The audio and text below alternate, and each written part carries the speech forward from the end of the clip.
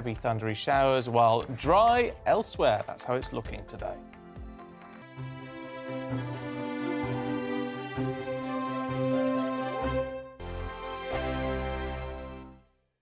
We are GB News. We're right across this great nation. On TV, On radio, on digital. Absolutely everywhere. We don't talk down to you. We embrace all voices. With honest and civilised conversation. We're not part of the establishment. We're one of you. And we're only getting started.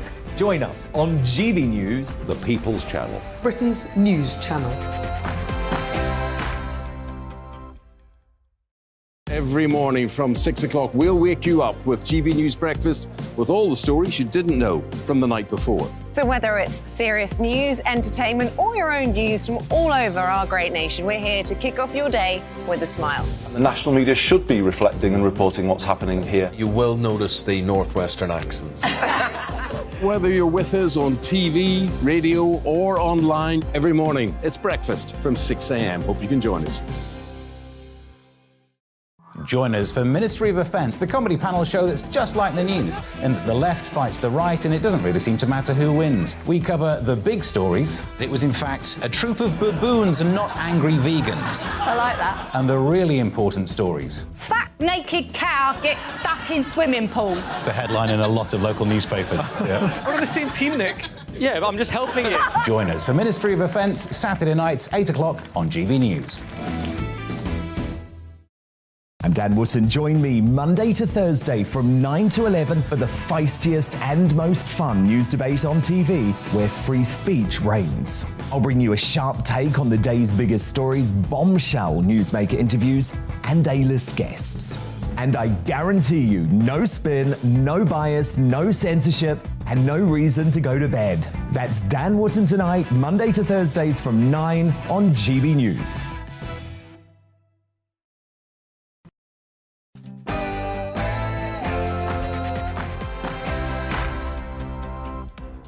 Good morning. You're watching and listening to GB News. Coming up on Saturday morning with me and Phil. We're joined by various royal experts and commentators to celebrate the Jubilee weekend. We're also talking about immigration, patriotism and imperial measurements. All of that plus much more after your latest news with Tamsin.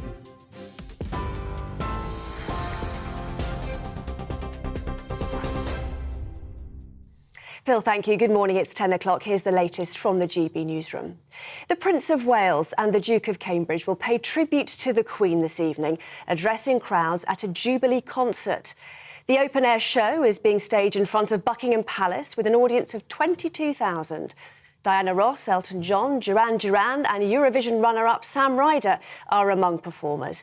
The Queen is not expected to attend.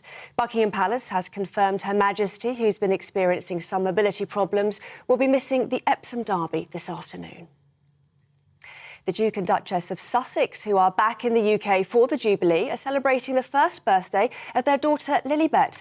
The couple's second child was named in honour of the Queen, who was given the nickname by her father, King George V, when she was a toddler. So far, neither Lilibet nor her older brother Archie have been seen in public at any of the Jubilee celebrations. Rail passengers in Scotland and the north of England are being warned of significant disruption to services over the bank holiday weekend due to striking workers.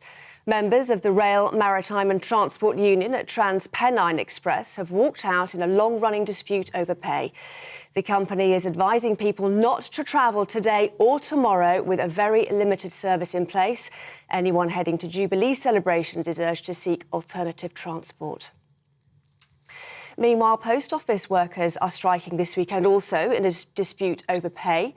Staff at some larger branches have walked out. Meanwhile, those working in administration will strike on Monday. Around 3,500 union members are involved in the dispute.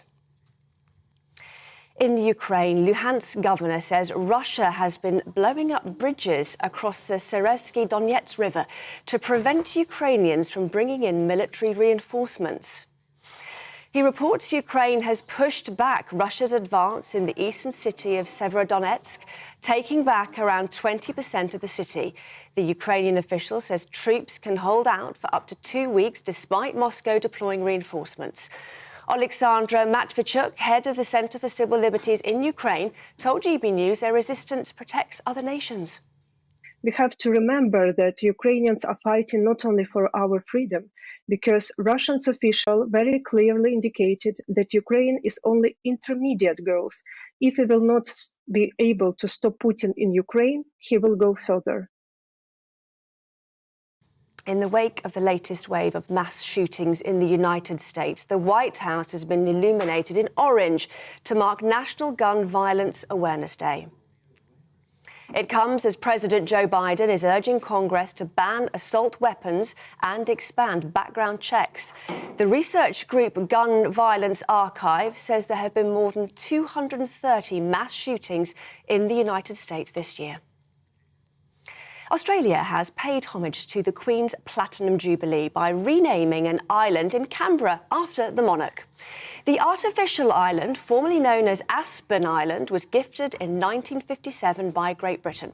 Australian Prime Minister Anthony Albanese joined more than 50 Commonwealth leaders in praising the Queen amid her Platinum Jubilee celebrations. We dedicate the new Queen Elizabeth Water Gardens, which will transform the foreshore. Treasure this moment. Remember it. A milestone that may never be repeated in any of our lifetimes. Just a warning, this next story contains flashing images. Mariah Carey is being sued for £16 million for copyright infringement over her hit song, All I Want for Christmas Is You. The singer and her co-writer are both named in the lawsuit, which is being brought by songwriter Andy Stone. Mr. Stone claims that he co-wrote the song in 1989 and has never given permission for it to be used. The song was released in 1994 and became the best-selling US Christmas song of all time. This is GB News. We'll bring you more news as it happens. Now it's back to Saturday Selection and Esther and Phil.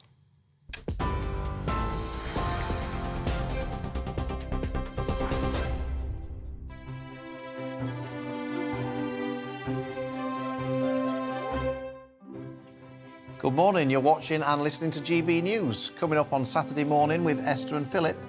Yes, we're talking about immigration after figures show that more than 1 million people had been offered visas in the last year to live in the UK. We're joined by the CEO of a campaign group who want Brits to declare, demonstrate and celebrate their passion towards the nation. And it is, of course, the Jubilee weekend. We will be joined by various royal experts and commentators to go through what has been a special few days to mark 70 years Her Majesty the Queen has been on the throne. And we want to hear from you this morning, so if you want to get involved in the show, please email us at gbviews@gbnews.uk or you can tweet us at gbnews.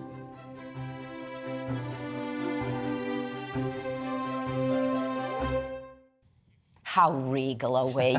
But before all that, we're delighted to say that we're now joined in the studio by writer and broadcaster Simon Fanshawe to find out what has caught your eye in the paper this week. Good morning. Good morning. Are you sort of doing the kind of royal thing?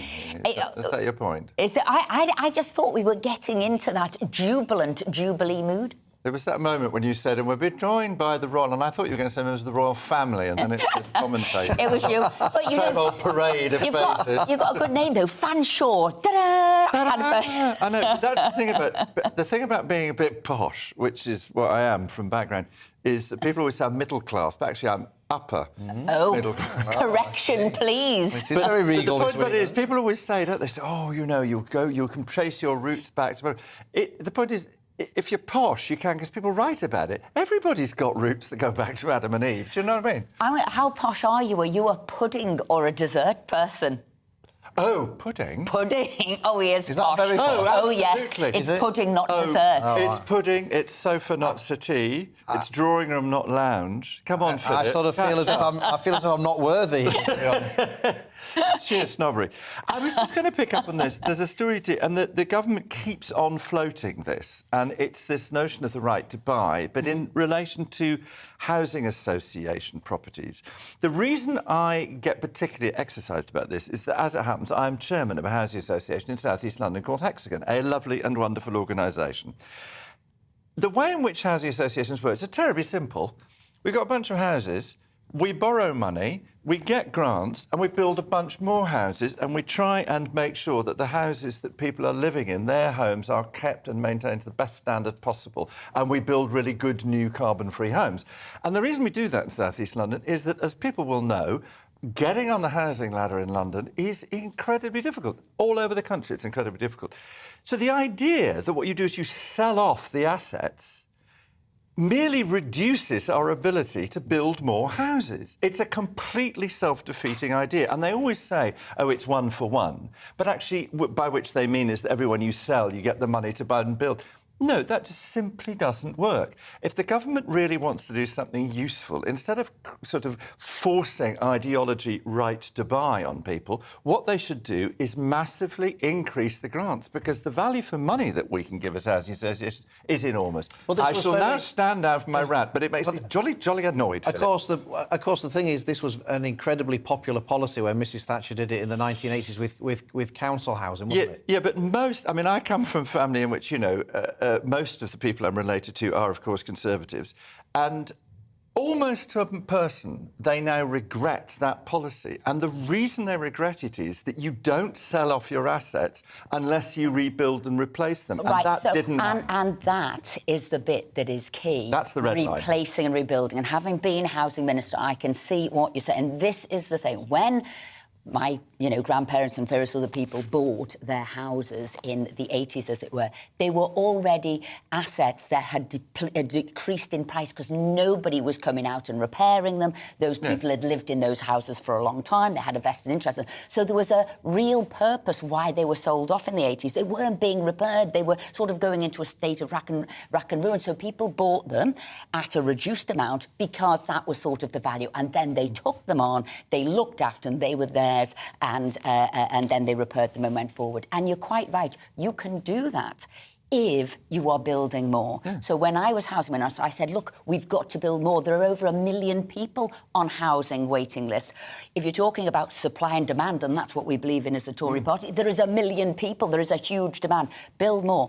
But I didn't agree with this immediately selling them at 70% of the cost, losing 30% straight away, when they are brand new homes and they haven't been in there and been a good tenant. You've got to have good tenants as well. And if you go, I mean, you extrapolate that argument further.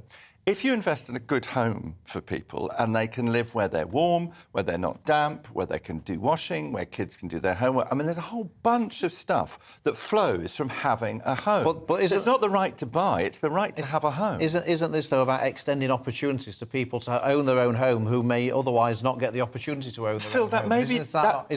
Is that not a good thing? I'm saying that this in relation to housing associations is foolish, because if you give us money, we can build socially affordable houses for people who will probably not have the ability financially to own their own home, but they can have a guaranteed home where the rent is reasonable and it's well repaired and kept up. And where I agree with, as I said, the right to buy, it's once you've said, are you a good tenant? Have you been there for a long period of time? Are you going to take over the running costs and take over the responsibilities? And that's what we did in the 80s. But at this moment in time, they're not thinking about that. But also, it's the simple calculation.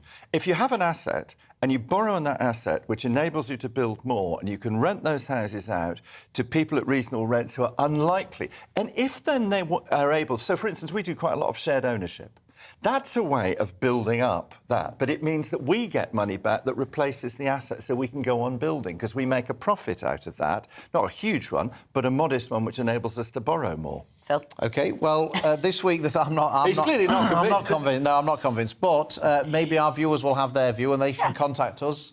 gbviews@gbnews.uk. Tell us what you think.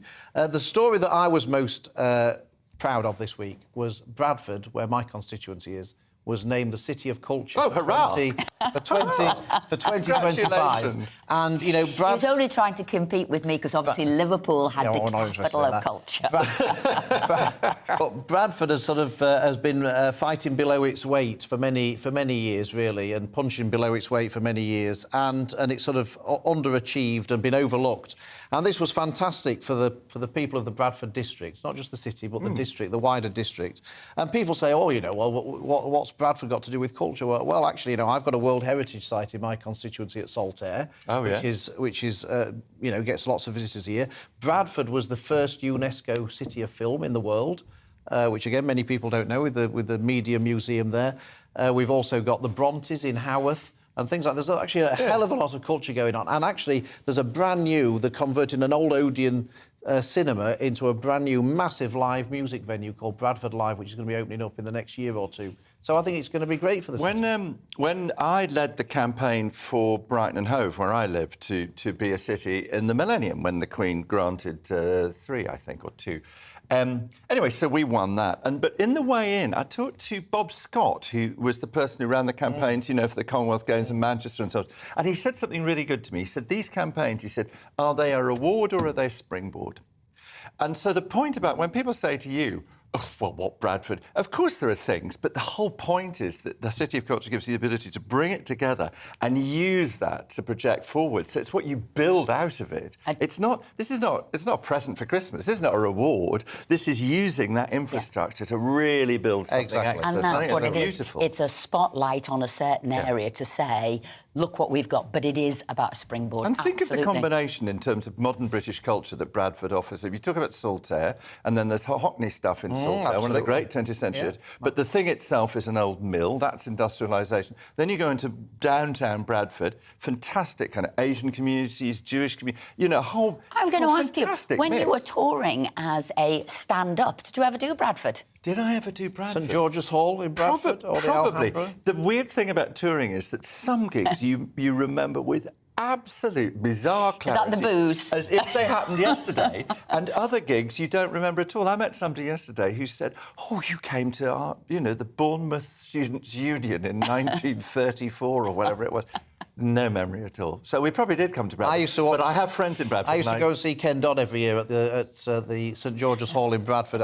He always used to say, do you know what? He said, last time I was here, the act before me was that bad, they were still booing when I was here. I love Ken Dodd.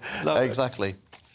Yes, Esther? The story I saw this week, but it's been rumbling on some time since the statue was erected in Grantham, and this is the Margaret Thatcher statue, and how people are either throwing eggs at it, daubing it with paint, trying to set it on fire. And I have to say, when I saw images of a 59-year-old man sort of pelting it with eggs, I did think, what a big baby, how pathetic, grow up.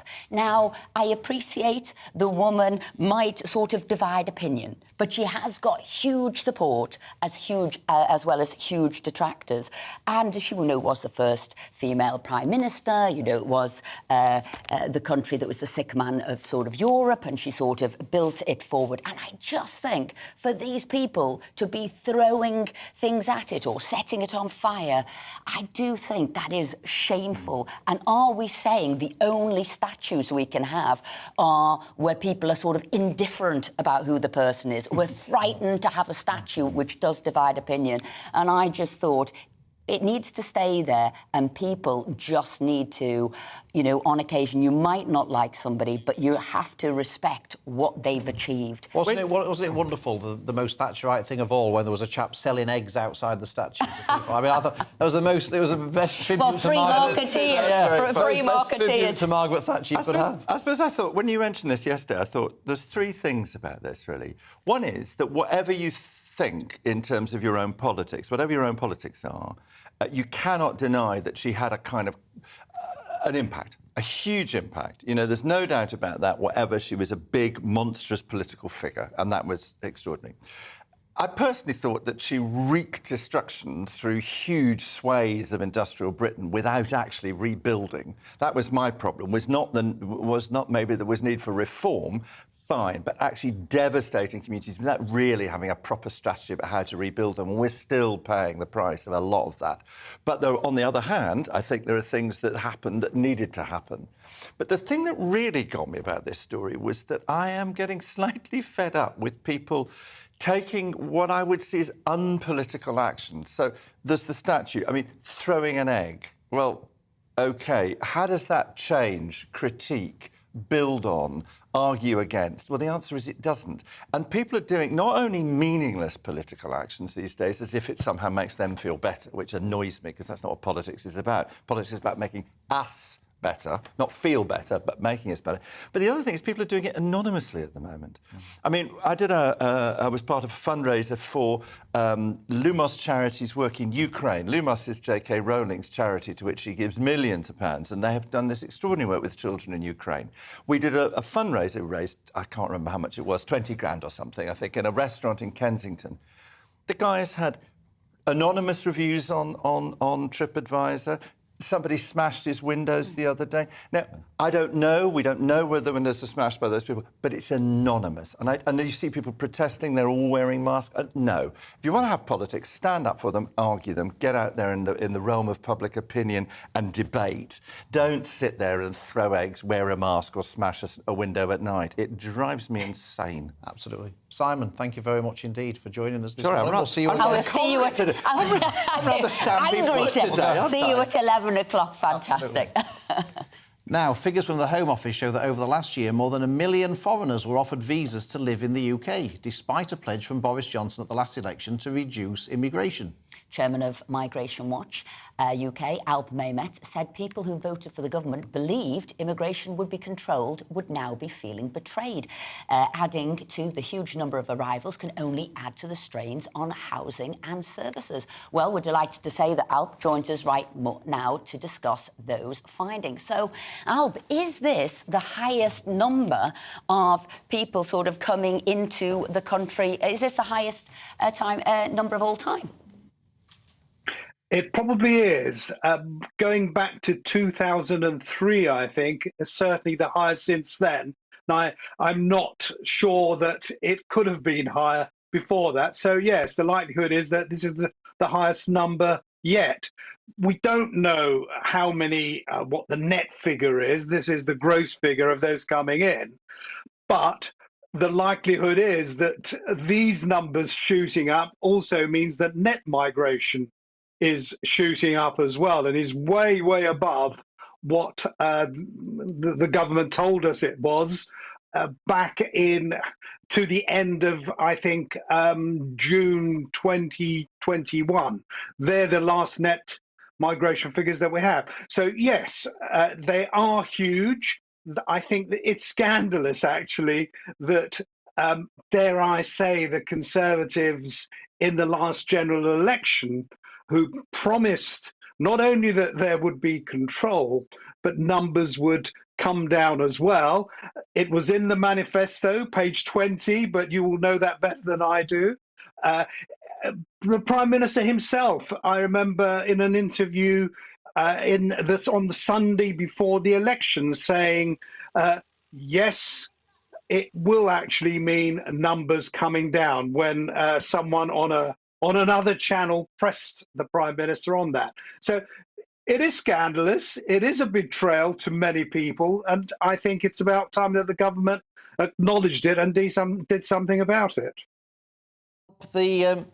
What should the government be doing? I mean, they've ended free movement of people coming into the country from the EU. They've just passed the Nationality and Borders Bill, which is supposed to help to tackle illegal immigration better and remove people from the country more quickly. They've introduced a minimum amount that people must earn before they are allowed to come into the country. So, you know, some people say, well, look, you know, they've done quite a bit there. What is it that you think they should do that they haven't been doing? Well, on that last point, the fact is that students, for example, they are able to stay on for 2 years to do any job with no salary ceiling. And 466,000 visas were issued in these latest figures to students coming here with their families. Going on students, the government also announced a few days ago that graduates from 50 of the top universities in the world will be offered the opportunity to come here to do any job simply having graduated from these universities, and it's not going to be a lot of them are American universities, but it's not going to be Americans. It's going to be any students who graduate from there. I suspect that a lot of those who will be coming here will be doing so as a result of not having secured a job in the United States or Australia or Canada or wherever it may be. That, I think, again, is really very wrong, and it's a kick in the teeth for our own graduates and our own job seekers, because it's not going to be coming here to do all the high-flying, skilled jobs, engineers, doctors, and whatever. You will have the opportunity of coming here to do any job if you're a graduate from one of those universities. That is one of the things that shouldn't have happened. Thank you very much, Alp Mehmet there. Thank you very much indeed for joining us this morning and raising those issues. And my concern there is we're letting more in, because it was the highest number of sponsored studies ever recorded, people coming in. And we've got this new graduate visa to come in. As we've got people not working in this country, we've got 1.3 million job vacancies. Is that what we're doing now, bringing people in to fill those posts because we're not filling them in via the country? That is a problem, when really we were meant to take back control. I think the thing is that there's been lots of focus on illegal immigration, people coming over from France in dinghies and things, and perhaps what Alp was saying is we perhaps ought to be more concerned about legal immigration that's coming into the country. Absolutely. Anyway, coming up after the break, we're joined by former royal correspondent Michael Cole. And we want to hear from you today, so if you want to get involved in the conversation, then email us at gbviews@gbnews.uk, or you can tweet us at gbnews. See you after the break.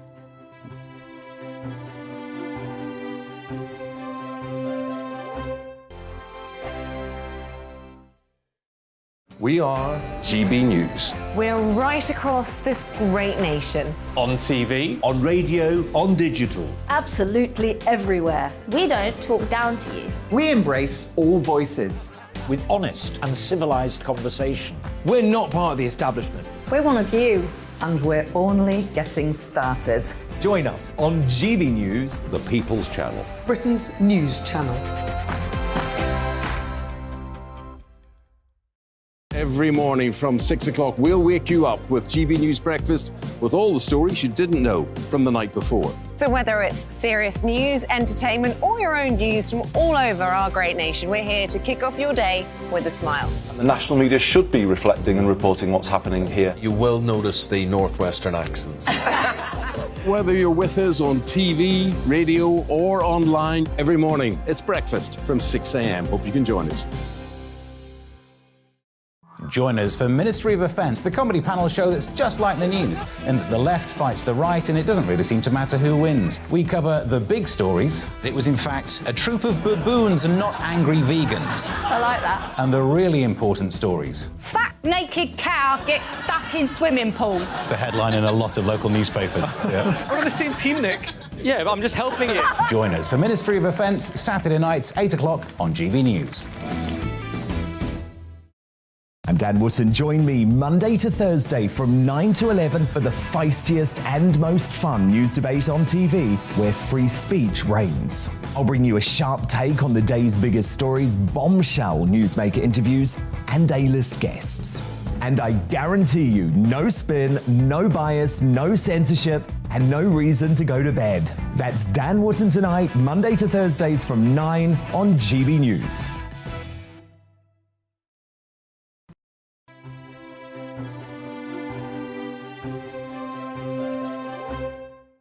Welcome back to the show. Now, One Britain, One Nation is a campaign group who, according to their website, want to create a strong, fair, harmonious and proud British nation.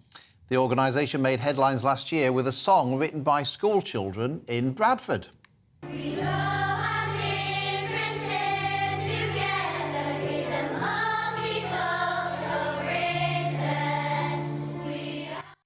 Well, joining us now is the CEO of One Britain, One Nation, Cash Singh.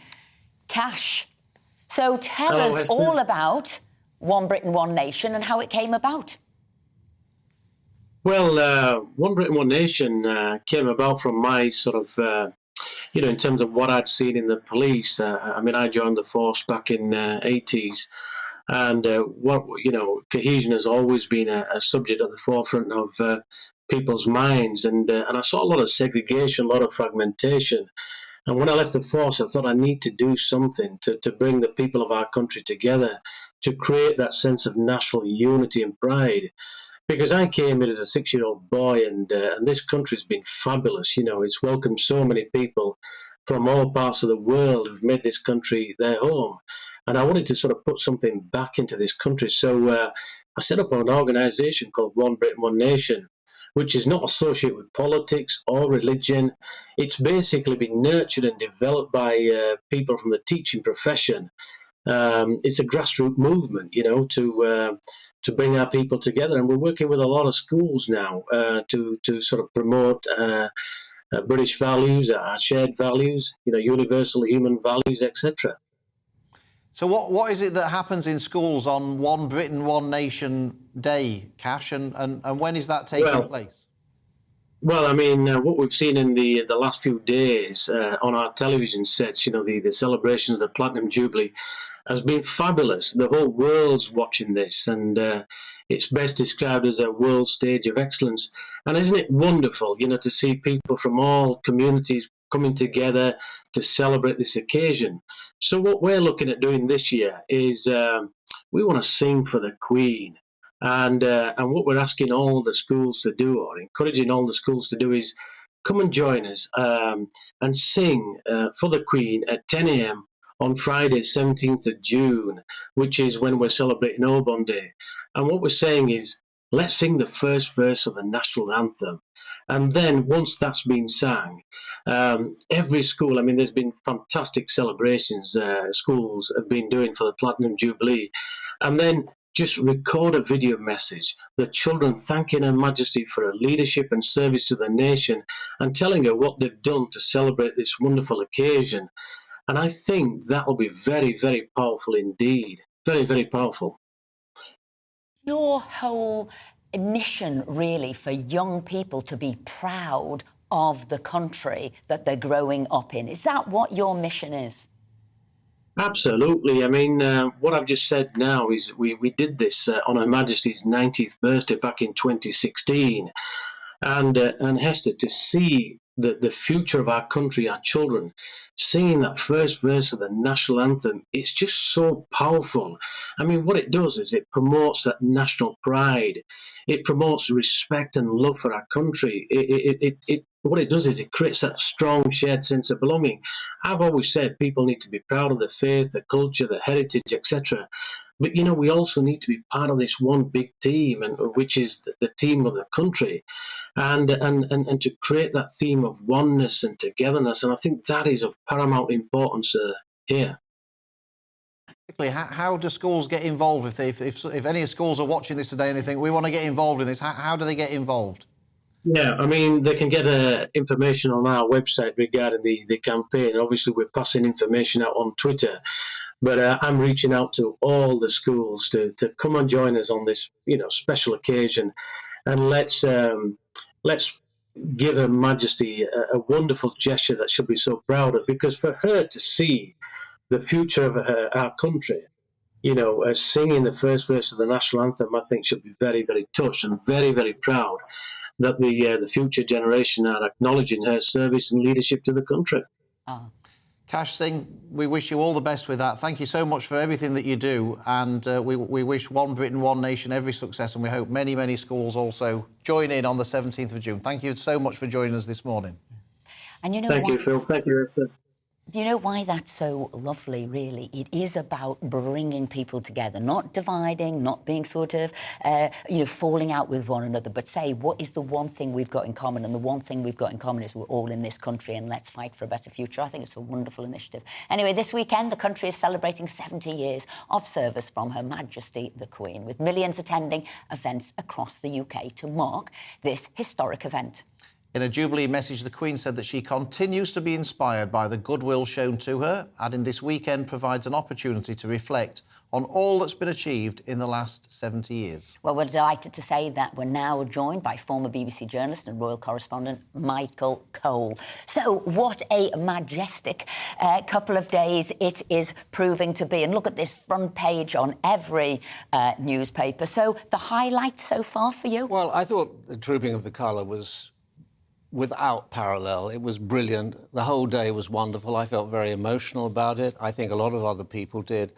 In many ways, people are celebrating their own lives as well. They're celebrating being British, being lucky enough to live in a decent, honourable, liberal democracy, a constitutional monarchy led so brilliantly over 70 years.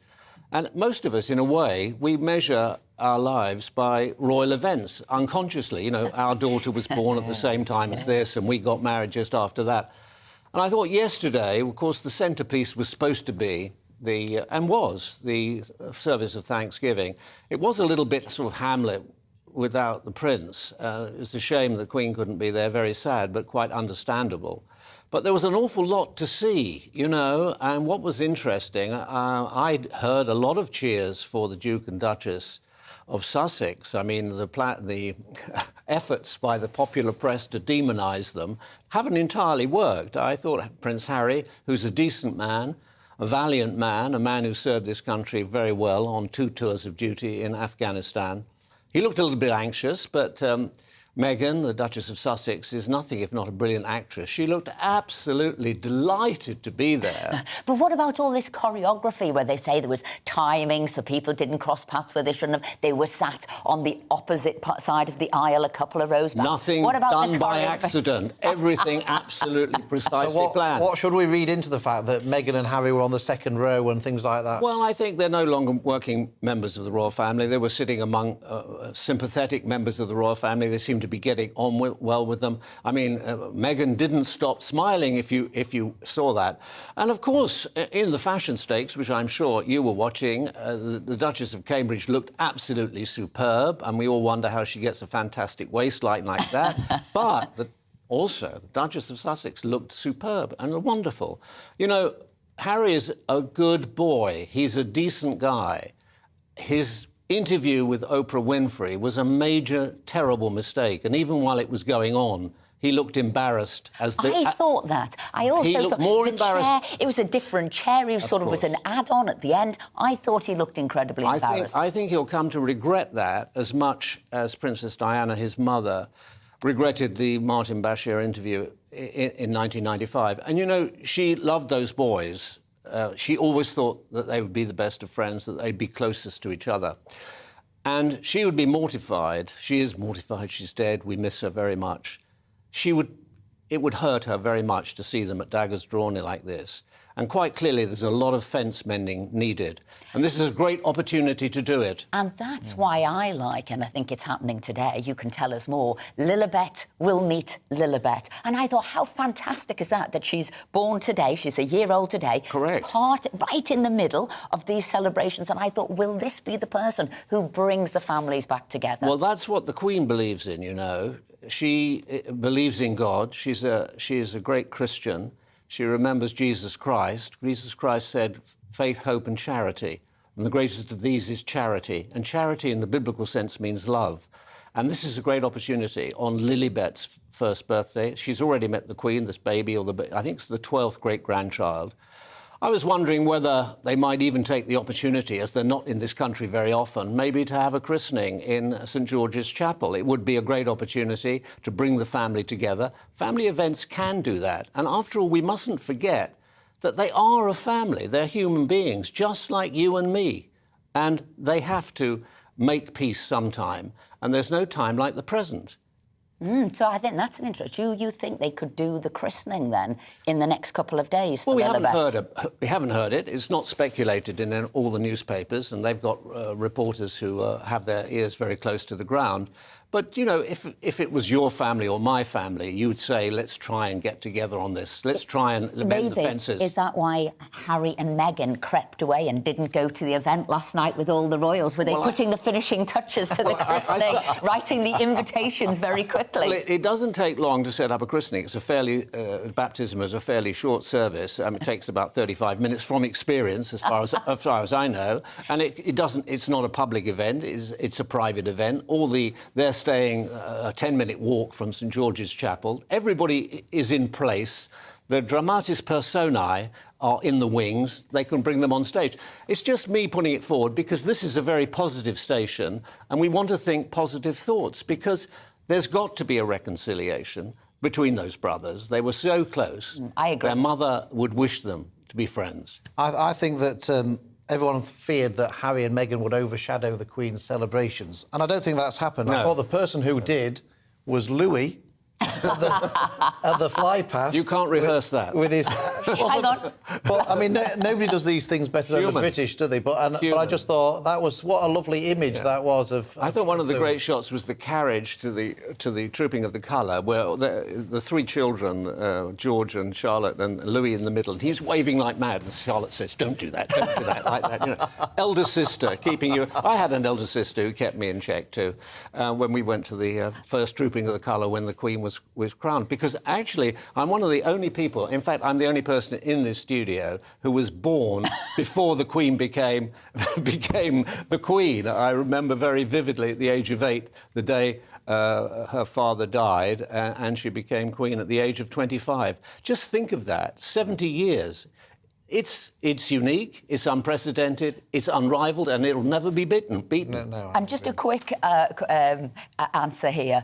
I see Kim Kardashian, who might be royalty in the world of social media and in America, sort of wondered why she didn't get an invite and she felt she was snubbed from the party. But I thought you might actually tell us how the guest list works. Well, I think it's very personal in a way. I mean, there are people they have to invite, you know, the politicians and the heads of various charities. But up to that, there's a lot of people there who they know about and they think deserve it in a way, you know, to be there. It was, I think, about 2,000 people in St Paul's. It was a magnificent day, enjoyable, and there were some great little moments. Yeah, Michael Cole, thank you very much indeed for joining us today. Great insight, and I'm going to be keeping my eye out for that christening now, because I do. We might be wrong, but if not, we've had a scoop. Absolutely, absolutely. Now, coming up after the break. The latest on the Depp versus Heard verdict with lawyer Andrew Eborn. And we'll speak to Morgan about the Adam Smith Institute about Brits escalating tax burden. And we want to hear from you again today, so get involved in the conversation. Email us at gbviews@gbnews.uk, or you can tweet us at gbnews.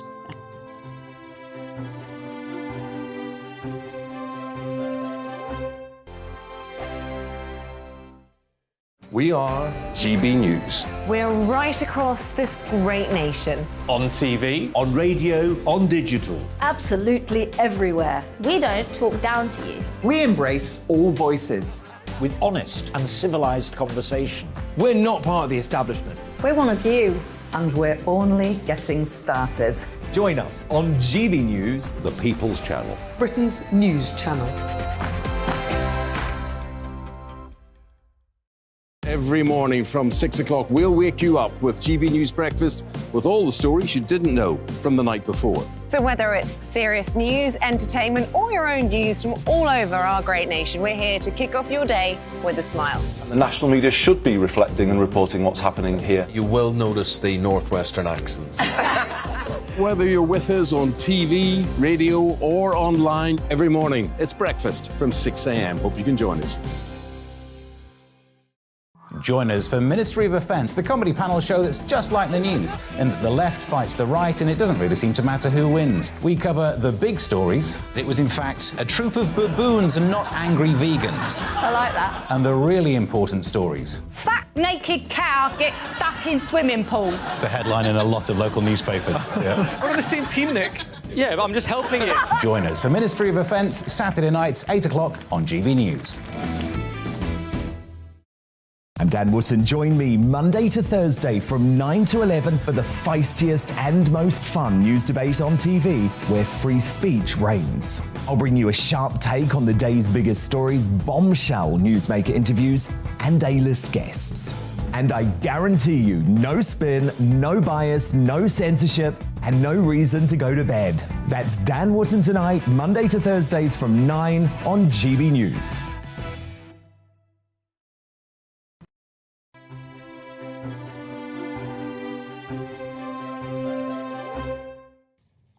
Welcome back to the show. Lots of you have been getting in touch. David says, Simon is right. For the lower incomes, the housing associations could build cheaply if assisted with land. There should not be the right to buy. That has destroyed the housing market's chance of looking after the low-income folk. And Bill says council houses were not assets, they were liabilities. Selling council houses to tenants who, by definition, qualified for assistance housing showed conclusively that majority of people in the council housing were not really in need of assisted housing. Mrs Thatcher believed in the Conservative value of self-reliance, and that's what we should have, self-reliance. And Steve says, I have always been a Tory. I could never vote for Labour, but I've decided I will never vote again. I feel hoodwinked into voting for Boris. He's more Liberal than Conservative, and he has let the entire country down with his failing to control immigration and prioritising refugees over British citizens. Well, keep your views coming in. You know where to send them to. Keep them coming in. Now, on Wednesday, a jury found that Johnny Depp and Amber Heard both defamed each other in public statements. You couldn't make this up, could you? Mr Depp, who was suing his ex-wife for $50 million, won all three of his claims and has been awarded $10.4 million in damages. Ms Heard countersued for $100 million, but she won only one of her three claims against Mr Depp and will receive $2 million. Well, to tell us more about the verdict, his lawyer and friend of the show, Andrew Eborn. So, in footballing terms, Andrew, yes. Johnny Depp won 3-1. Is that... I think that's one way of looking at it, but you've got to put this into context. I mean, it was toxic, it was traumatic, it was torrid, it was a tick-tock trial, is what I'd say, an avalanche of alliterations.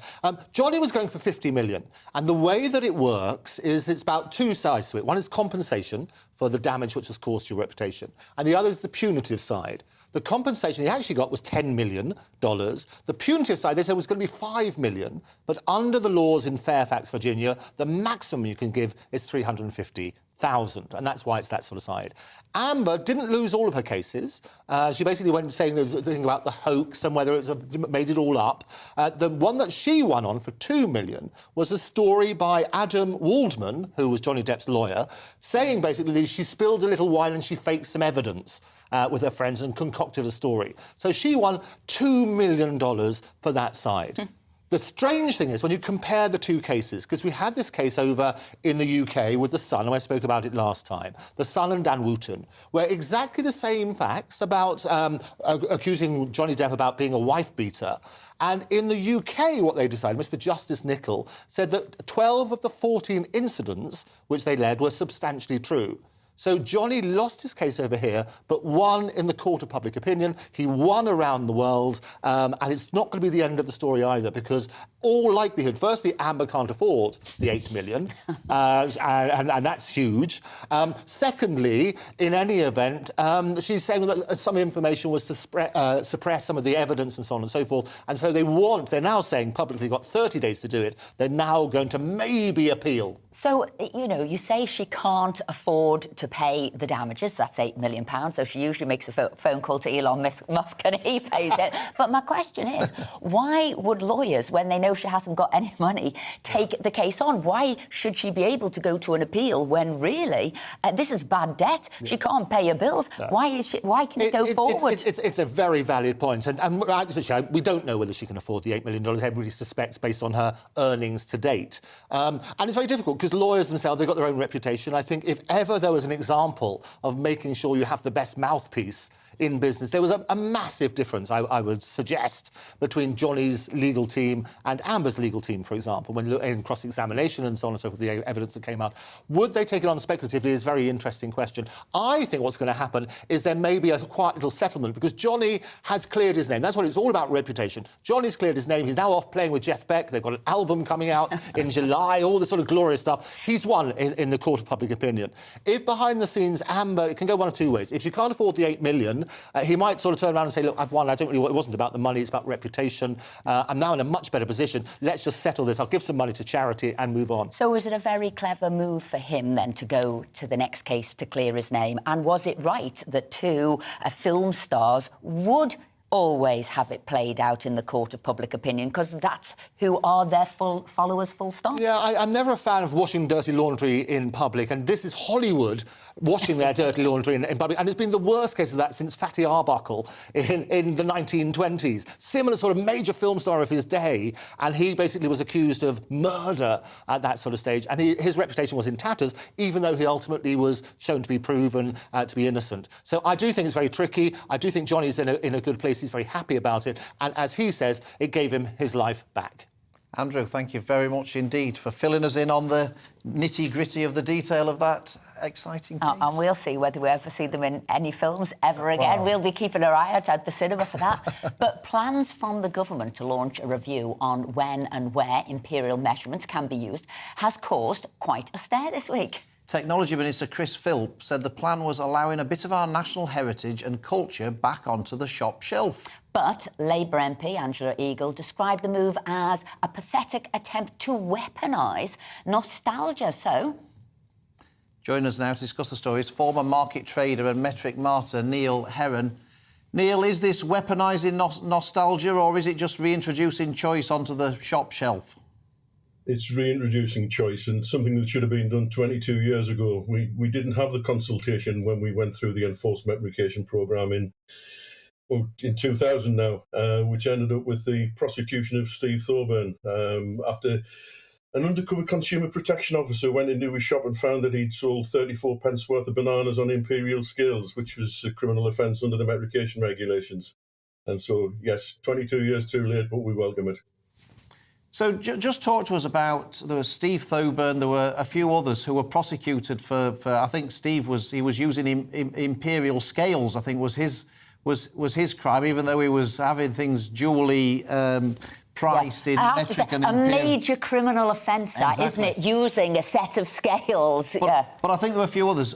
Neil, I think your campaign, you want to see Steve, I mean, obviously, sadly, he died, but the other people, you want to see them all pardoned from that particular crime, don't you? That's correct. In 22 years, Philip, there have only ever been 5 prosecutions, and we can't have law which is made without the consent of the people. And if we'd have gone down the route of asking in any manifesto or any party political pledge in 1999 or 2000, would you dare put this in your manifesto? Would you dare criminalise shopkeepers for doing no more than serving the customers in a system of weights and measures that they understood? Bear in mind that when Steve was charged, there were 2 police officers and 2 trading standards officers turned up at his shop, and he was threatened with arrest if he didn't hand over 3 sets of scales. Janet Devers was done in 2008, and that was after the European Commission had effectively backed down and conceded that we should be able to use imperial or metric. But what we're seeking clarification on now is that the law still exists, so that it's a criminal offence to use imperial measures or to price with imperial prominence. And once that's clarified and cleared up, then we can go back to using imperial or metric. And I think what needs to be clear and clarified here is that this is not forcing people to use imperial measures, it's giving people the choice.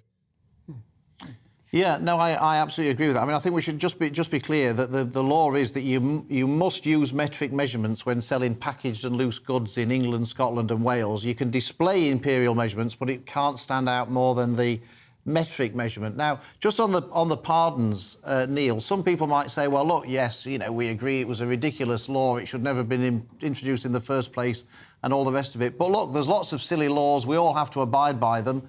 And if people don't abide by them, then they're at risk of being prosecuted, whether it's silly or not. And therefore, you know, on that basis, they shouldn't be pardoned. What would you say to people who say that? well, we could have that argument, but it's a very emotive issue. And when you've got a government that was introducing the metrication regulations with Tony Blair at the same time announcing the birth weight of little Leo as £6.12, it was a bit hypocritical of the government at the time. And really, the law hasn't had the force and the backing of the British public. And we think that this is quite right, and there's a great demand and clamour for people to have the convictions quashed.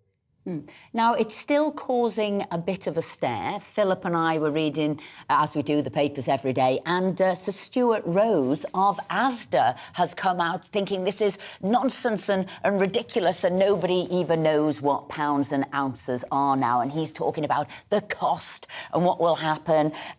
So what have you got to say to Sir Stuart Rose? Nobody's forcing them. It's not there in any sort of compulsory fashion. And what we've got to look at now is we talk a blended language of imperial and metric, and you just need to Google what's the size of an iPhone, 6.1 inches. Whoever buys televisions these days in metric, everybody has a 60-inch screen or a 70-inch screen. And if you go to the builders merchants, you could go and do builders merchants and ask for 6 metres of 2x2 or an 8x4 sheet of 15mm plasterboard. So we shouldn't be criminalising people for using the language. We drive on the road in miles an hour. We think in feet and yards. We think of small distances, sometimes in millimetres, sometimes in fractions of an inch. And you can't ask anybody in the country what the height and weight is without having a reference back to imperial measures. So it's part of our language, it's part of our culture, and it should never be part of criminal sanctions. Joining us this morning, and I used to work for Asda, and I'm embarrassed that Stuart Rose is the chairman of Asda, to be perfectly honest, saying that going back to this is going to put up costs. It's just actually saying to people, if you want to sell things in imperial measurements, because that's what your customers want, you're able to do so. Well, that's not putting up the costs for anybody. If Asda still want to sell all their things in the way that they do, nobody's stopping them. So, Stuart, you're either talking rubbish or, you're making something up. I don't know what it, I don't know which. Come on the show and explain what you were talking about, Stuart. It's not putting up the prices. It's just saying, look, if you want to sell things in imperial measurements, you can. If you want to keep selling things in metric measurements, you can. What on earth is wrong with that? Neil was spot on there. People still say, oh, he's 6 foot or she's 5'8" or whatever. They still say, can I have a pound of, I don't know, apples or carrots or whatever. So you're quite right. It's freedom of speech, isn't it? You can say whichever one you want. But anyway, moving on to something slightly, I don't know, it's less or more controversial, but British citizens are reportedly being saddled with the biggest tax burden since the 1940s. Despite pledges not to increase taxes, forecasts show a steep rise over the next few years. With inflation also hitting record highs and the cost of living crisis continuing to escalate, families are set for a tough financial situation. Well, join us now to discuss the taxation escalation is Director of Operations at the Adam Smith Institute, Morgan Schondelmeyer. Morgan, it's not good, is it? The tax burden is going up in the UK. What do the Adam Smith Institute make of this? Yeah, this is something that we're going to be seeing a lot of, as you said, tied in with the cost of living crisis. It's not just prices in the shops, it's also your tax bill at the end of the day. And some calculations we've done at the Adam Smith Institute for years, it's this thing called Tax Freedom Day. So we calculate the time when the British taxpayer stops paying taxes and starts earning for themselves. Last year it was May 31st. Today is already June 4th and we've not announced it. So you know that it's getting later and later each year. So the tax burden is rising, and you can see that in things like the hike in national insurance. You can see that in the corporation tax hike coming in. So this Conservative government is partly in response to the COVID crisis, partly in response to the levelling up agenda, is raising taxes. And what most people couldn't realise is, so far this year, and as you said, you haven't announced that date yet, drum roll, but, for all this year so far, it's just all money gone to the state. None of this out of our annual earning has come to us. I mean, it's quite incredible, that, isn't it? Yeah. What does that say about this country? It says that we are not a low-tax country. As much as the Chancellor loves to say that he is a low-tax Conservative, the evidence shows that's not the case. We've risen taxes more in the last couple of years than we have in the entire kind of reign of this Conservative government. And that's, again, partly in response to the COVID crisis, where absolutely you need to make some sort of gains back, but you're not going to be able to tax your way out of many trillion pound debt. You need to focus on growth. And unfortunately, what we're seeing now is that the tax burden is so high that it's going to be stifling growth. We're not going to see the kind of increases that we need. When you raise corporation tax, you send a signal that you're less open to investment. When you raise national insurance, you're taxing employees, but also employers. So you're taxing jobs. So all of these things are showing that we are not open to growth, not open to business. And with the cost of living crisis, that's just only going to compound. And as you say, with inflation, it's just only going to get worse. Now, I was looking at Tax Freedom Day in the past. I noticed that in 1996, it was actually at the beginning of May. And as you say, we're at the beginning of June and we haven't reached it yet. I just wondered, how do we compare with other countries? How long do other countries have to work before they start earning for themselves? Are we still better than other countries despite it going up, or are we falling behind? So we don't calculate other countries. I know in America they calculate Tax Freedom Day as well, and it is earlier in the year, so their burden is less. It's also calculated its total tax take, so it's not just direct taxes like national insurance and income tax, it's indirect taxes like VAT and corporation tax. So all of that comes into it. Another thing that we look at is the cost of government day, which is total spend, which includes government borrowing. So something that we're going to see this year is cost of government day is going to have exploded because of all the COVID borrowing that we've undertaken. So it's on both sides. You get the Tax Freedom Day where people are paying up to, around this point in the year, all of that money goes to the government, and then also the government spending a lot more than they ever used to. Morgan, thank you very much indeed. We hope Tax Freedom Day is announced very soon, because we don't want to be working for the state more often, longer than we need to. Thank you very much for joining us. Now, coming off after the break, we're joined by the Minister of State for Housing. We're also joined by experts to talk about travel chaos this bank holiday weekend. And we want to hear from you, so if you want to get involved in the conversation, please email us at gbviews@gbnews.uk, or you can tweet us at GBNews. See you shortly.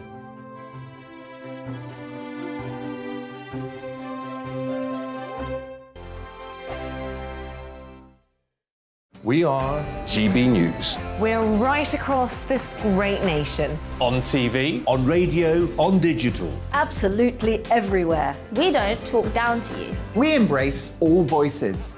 With honest and civilised conversation. we're not part of the establishment. We're one of you. And we're only getting started. Join us on GB News, the People's Channel, Britain's news channel.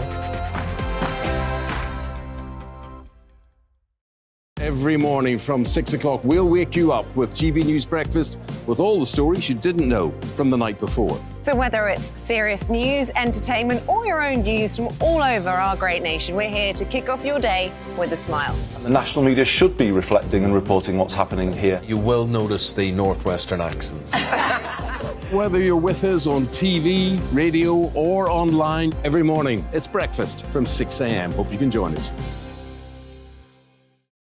Join us for Ministry of Defence, the comedy panel show that's just like the news, in that the left fights the right and it doesn't really seem to matter who wins. We cover the big stories. It was in fact a troop of baboons and not angry vegans. I like that. And the really important stories. Fat naked cow gets stuck in swimming pool. It's a headline in a lot of local newspapers. Yeah. We're on the same team, Nick. Yeah, but I'm just helping you. Join us for Ministry of Defence, Saturday nights, 8 o'clock on GB News. I'm Dan Wootton. Join me Monday to Thursday from 9 to 11 for the feistiest and most fun news debate on TV, where free speech reigns. I'll bring you a sharp take on the day's biggest stories, bombshell newsmaker interviews, and A-list guests. And I guarantee you, no spin, no bias, no censorship, and no reason to go to bed. That's Dan Wootton tonight, Monday to Thursdays from 9 on GB News.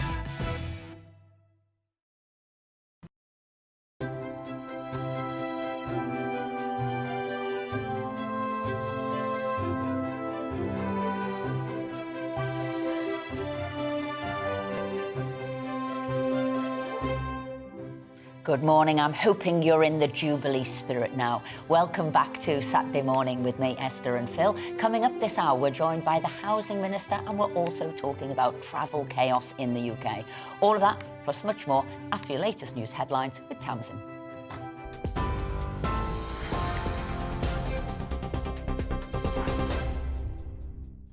Esther, thank you. Good morning. It's 11 o'clock. Here's the latest from the GB newsroom.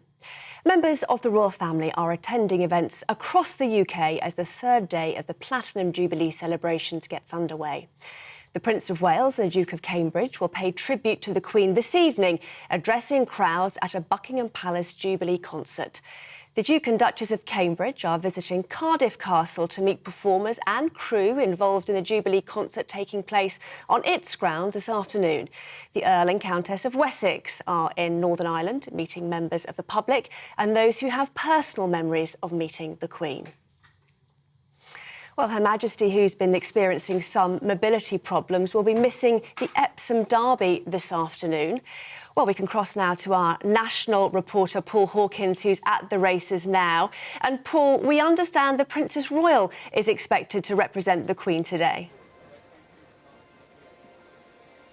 Yeah, that's absolutely right. In fact, if you look just behind me at the finishing line, that's where she'll arrive at around about 1 o'clock, we're thinking. The racing starts at 2. She arrives at 1. She'll drive down here as they normally do in the carriage, and then she'll make her way through the barrier and up to the royal box, and there she'll be representing the Queen, watching 7 races today. That's what there are on Derby Day, including the Derby race itself, which takes place at 4:30 p.m. and the Queen will be watching it on TV. We know she loves horses. There was that reference to her love of horsing in the Thanksgiving service at St Paul's Cathedral yesterday, but also she's never won the Derby. There are 5 flat racing classics in the country, and the Derby is the one she's never won. She came closest when her horse came second in 1953, just 4 days after the coronation, but that's one of the reasons why she loves the Derby. And also, she's only ever missed it 2 times before the pandemic, and so this will be the 3rd occasion that she's missed it. But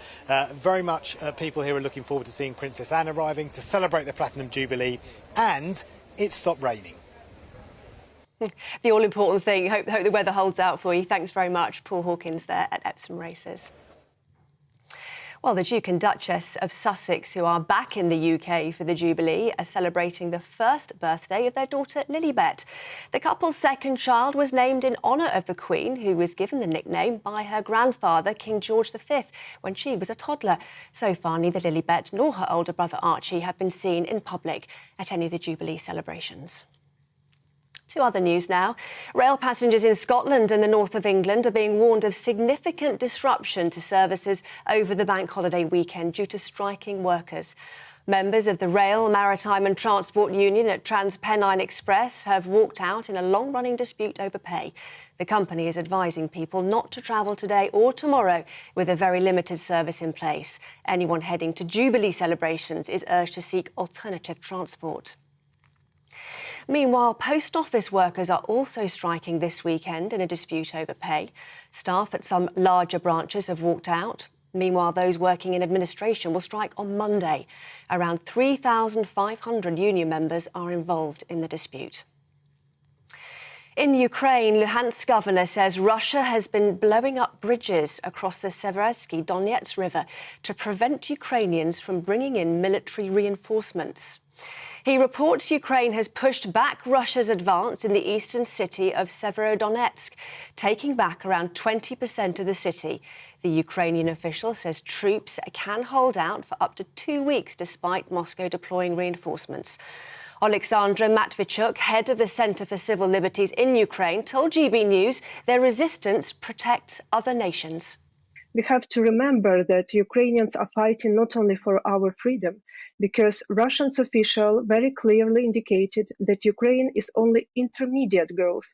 If he will not be able to stop Putin in Ukraine, he will go further.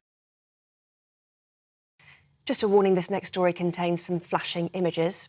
Mariah Carey is being sued for £16 million for copyright infringement over her hit song, All I Want for Christmas Is You. The singer and her co-writer are both named in the lawsuit, which is being brought by songwriter Andy Stone. Mr. Stone claims that he co-wrote the song in 1989 and has never given permission for it to be used. The song was released in 1994 and became the best-selling US Christmas song of all time. This is GB News. We'll bring you more news as it happens, of course. Now, though, let's get back to Saturday morning with Esther and Philip.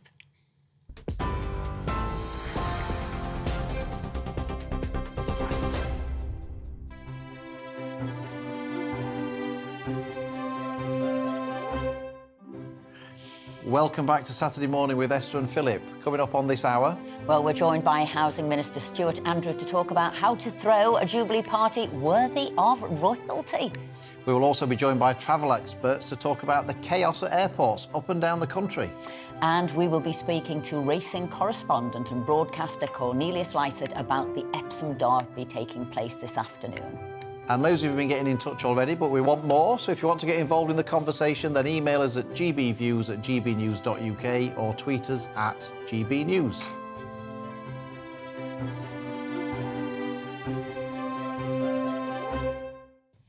Before all of that, though, we're rejoined in the studio by Simon Fanshawe. The very posh Simon Fanshawe.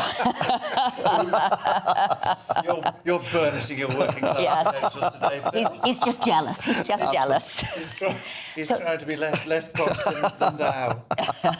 So what have you seen today in the papers? Because obviously I know it's a wash with Jubilee News. I just love stories like this. There is a Stradivarius med violins over, 300 years ago, and they are supposedly the greatest violins for tone and playability and all that kind of stuff.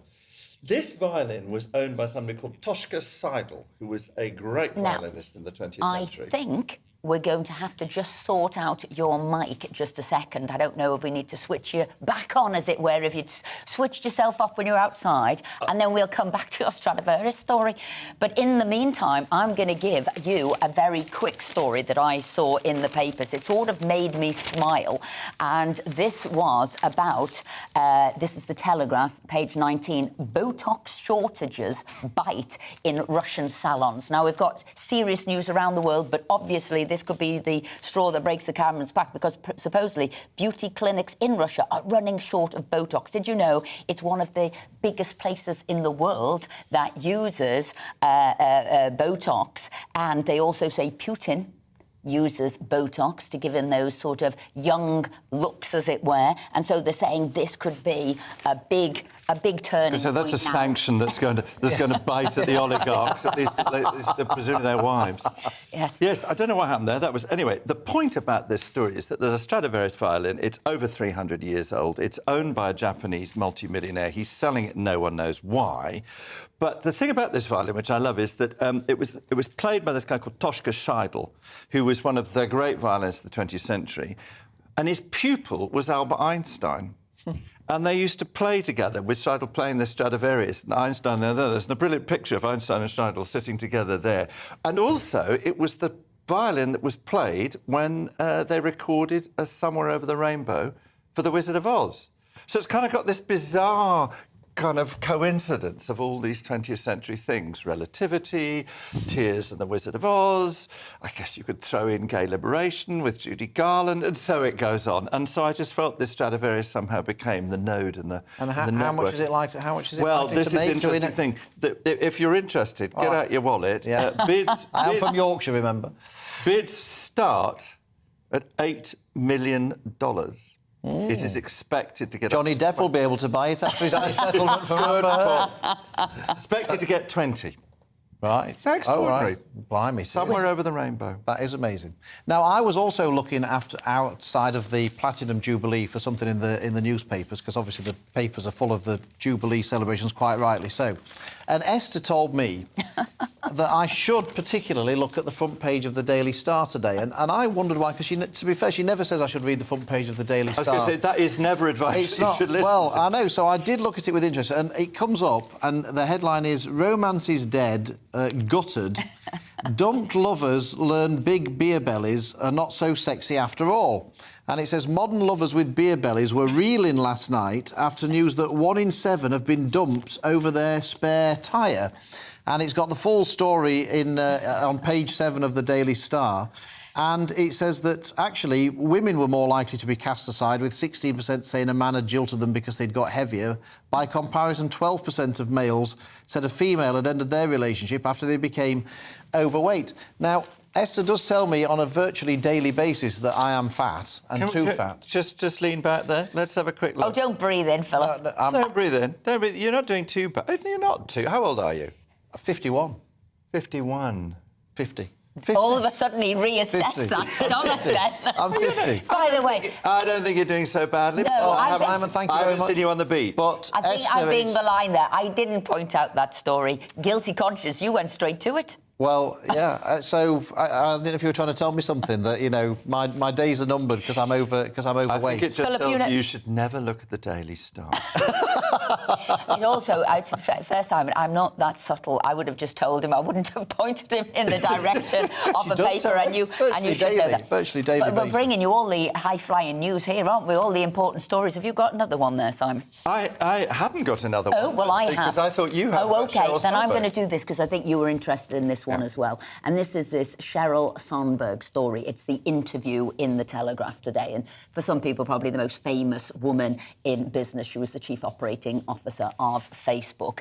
And she's a lady who wrote the book Lean In, how to get on in work, what you needed to do. Well, now she's leaning out and she's leaving work, as it were, at the age of 52. Nothing, still in her prime, absolutely.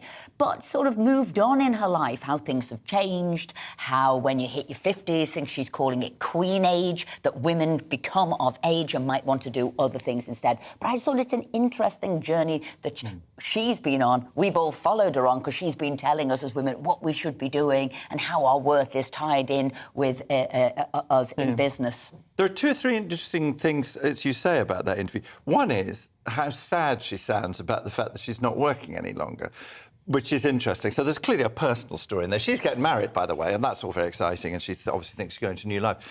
Because I work in diversity and I help companies to do it properly, if you like, I always like to say, you know, real diversity and true inclusion, not box ticking and virtue signalling, but let's have some real change. Because we know the data tell us that women hit a ceiling. We know this. If you look at the top 350 people in the FTSE 100, for instance, if you do the chair, the chief exec and the chief finance officer, there are more white men called John, David, Andrew and Michael than there are women or people who are not white. So we know there's a glass ceiling. We know there's a problem. She points that out. She wrote the book and there was 5 CEOs in the top 5, sort of 100 FTSE, and sort of all these years later on, there's only 8. So she said we hadn't moved on. So at one level, I mean, that's what's interesting about, you know, what she's trying to do. She's trying to mentor women. But I think there were a couple of things to say. One, I think the Lean In book, I think the women that I have met and worked with are very divided about it.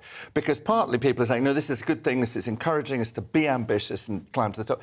Other women are saying, actually, I'm going to say, it's not, this is blaming us. It's like we're not trying hard enough. So if we only tried harder. Whereas actually there seems to be something much more in sort of systemic. In other words, what do people at the top value in a leader? And what they value in a leader tend to be qualities that are associated with men and not women. So I think that's one thing that she tried to unpick. I will also say as well, I think women are very pragmatic as well. And they've got lots of things that they want to balance up, whether it's children or their family. And they themselves will make decisions to say, this isn't for me, which she's sort of doing as well. Well, she makes a really good point. I think she says the thing is everybody argued women could have it all. What ends up is women do it all. And you see that under the, you know, in the context of the pandemic and working from home. Who ended up doing twice as much work were women. But the thing that I always say about all this is that it's not that women are better than men or men are better than women. What's really interesting is when you put men and women together equally, because women, for instance, calibrate risk in a very different way. Yeah. As you rise up an organisation, for women, risk gets more jeopardy. It's more dangerous because you do something and it doesn't work and the organisation goes, no, she can't do it. Whereas we boys do something that doesn't work, we had a go. and so what's interesting is when you get to talk about risk, actually those two different attitudes come together and then you get better decisions. So all I ever say about this stuff is it's not about women or men, it's about women and men. You know, it's a combination you get. And what you are getting satisfaction out of and what you want to do. And like you said, I feel we're on a journey with her and she's moved into a next stage of life and now she'll be telling us all her newfound knowledge about giving up and doing something different. And a shout to the woman who wrote the article, it's called Eleanor Mills. She lost her job in middle age and now runs a project which is about supporting women to move into that other career. And actually, from that point of view, it's a really interesting interview because it's 2 women talking about that shock that happens when you do lose a job or something or your career in middle age. I thought it was a great piece. Simon, thank you very much indeed for joining us this morning. It was a real pleasure, and happy weekend as it remains to both of you. Thank you and very just much. No buns. For Even if the royal buns, the answer's no. Simon, hopefully we'll see you soon. But parties and events are being held up and down the country to celebrate Her Majesty the Queen's Platinum Jubilee as Brits celebrate 70 years of service from the monarch. One man who knows exactly what it takes to host a party worthy of royalty is Housing Minister Stuart Andrew, who joins us now. Stuart, I know that you've been organising this street party in your constituency for a number of years, and today, sort of with the Platinum Jubilee, is the culmination. How many people are expected at this jamboree? Well, if we get anything like the numbers that we've had over the last couple of years, I suspect that we'll have a couple of thousand people turning up tomorrow. I think at the last summer event we had about 3,000 or 4,000 people. So hopefully, if the weather keeps good for us, we'll have the same number this week. I was going to mention the weather because I don't want to bring doom and gloom to the conversation, but I was looking at the weather forecast for Guiseley for tomorrow, and I've got to say, Stuart, it didn't look great. So I know that we can cope in the UK with a bit of bad weather, but have you got plenty of umbrellas organised? Well, as you can probably see behind me, there is a gazebo going up in preparation. We've got a load of them ready just in case. Because, you know, in Yorkshire, the sun does shine sometimes, but we are quite used to having the rain. And so we've got everything prepared. We've got all eventualities. And do you know what? Even if it is... when we had the Christmas event, we had loads of snow, but it didn't stop people coming out and supporting us, which was fantastic. So whatever the weather, we are going to party. We're going to celebrate 70 years of Her Majesty's on the throne. So, you know, we're ready for the party, whatever the weather. But Stuart, you have been doing this for a number of years. Why? What was the big sort of desire for you to lay on a party every year for the Queen? So it started 6 years ago with the Queen's 90th birthday. And I just remember as a kid, you know, I used to take part in street parties on the estate that I grew up on. And I just thought, you know, wouldn't it be great if we had a similar event here in the town? And as all best ideas, these all came in the local pub, and everybody sort of mucked in, and we thought, well, we'd try it, see how many people turned up, and we were astonished that we got thousands of people turning up. And people came to us and said, you know, it was great because we got to celebrate the Queen's 90th birthday, but at the same time, we got to see people that we hadn't seen for months, you know, and old school friends had met up. So we've kept the tradition going. We do one in the summer, one at Christmas, and we are hugely supported by the community. So it's just a fantastic thing that we've set up, and we're going to keep going. Royalty showing up there, but yesterday in Wilmslow I had our local royalty, and that's Sue Johnson, who played Barbara in the royal family. She was at ours. I don't know if you've got anybody as regal as that attending, but I know you've got some great royal stories yourself when you were a whip in the whip's office in Parliament.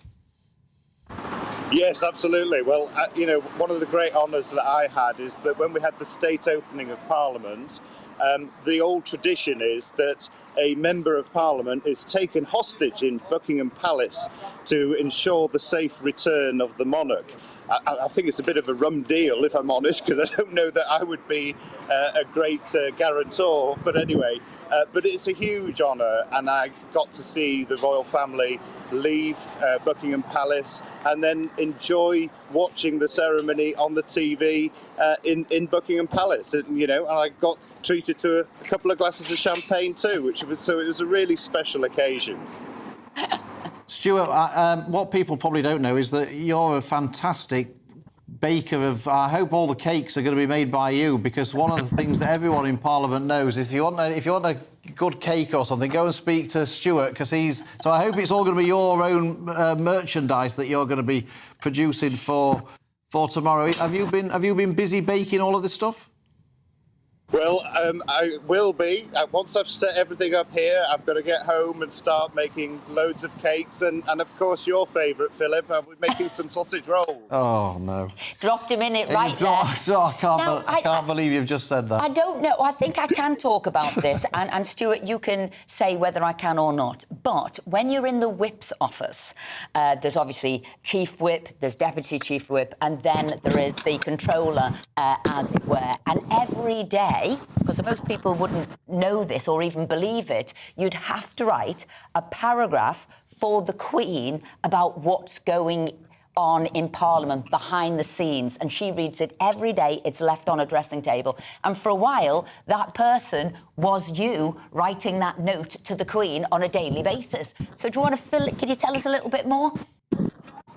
Well, all I can say is that, yes, I would write to her every day, tell her the business that had been discussed, but I understand that, I would often put a few notes a bit of the gossip as well. You've got to make it a bit interesting. It's not just about the legislation that's going through. I'm sure she wants to know what the gossip in the tea room is. So I used to put a few paragraphs in there, but I won't be telling you what I put in. Stuart, we wish you every success for tomorrow. We hope the weather holds off, and we certainly hope there are no boos for you tomorrow. I'm sure there won't be at your event, but we wish you every success with it, and well done on organising such a massive event tomorrow. Thank you both. Thank you very much.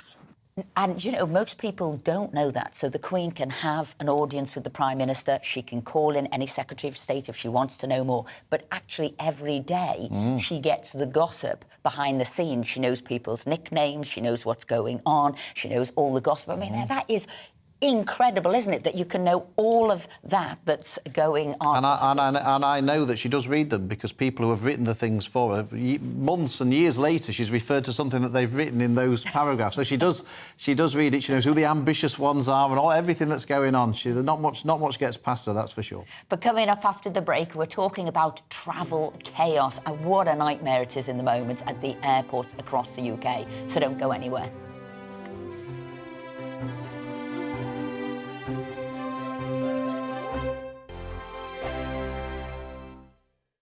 We are GB News. We're right across this great nation. On TV, on radio, on digital. Absolutely everywhere. We don't talk down to you. We embrace all voices. With honest and civilised conversation. We're not part of the establishment. We're one of you. And we're only getting started. Join us on GB News, The People's Channel. Britain's news channel. Every morning from 6 o'clock, we'll wake you up with GB News Breakfast with all the stories you didn't know from the night before. So whether it's serious news, entertainment, or your own views from all over our great nation, we're here to kick off your day with a smile. The national media should be reflecting and reporting what's happening here. You will notice the northwestern accents. Whether you're with us on TV, radio, or online, every morning, it's breakfast from 6 a.m. Hope you can join us. Join us for Ministry of Offence, the comedy panel show that's just like the news, in that the left fights the right and it doesn't really seem to matter who wins. We cover the big stories. It was in fact a troop of baboons and not angry vegans. I like that. And the really important stories. Fat naked cow gets stuck in swimming pool. It's a headline in a lot of local newspapers. Yeah. We're on the same team, Nick. Yeah, but I'm just helping you. Join us for Ministry of Offence, Saturday nights, 8 o'clock on GB News. I'm Dan Wootton. Join me Monday to Thursday from 9 to 11 for the feistiest and most fun news debate on TV, where free speech reigns. I'll bring you a sharp take on the day's biggest stories, bombshell newsmaker interviews, and A-list guests. And I guarantee you, no spin, no bias, no censorship, and no reason to go to bed. That's Dan Wootton tonight, Monday to Thursdays from 9 on GB News.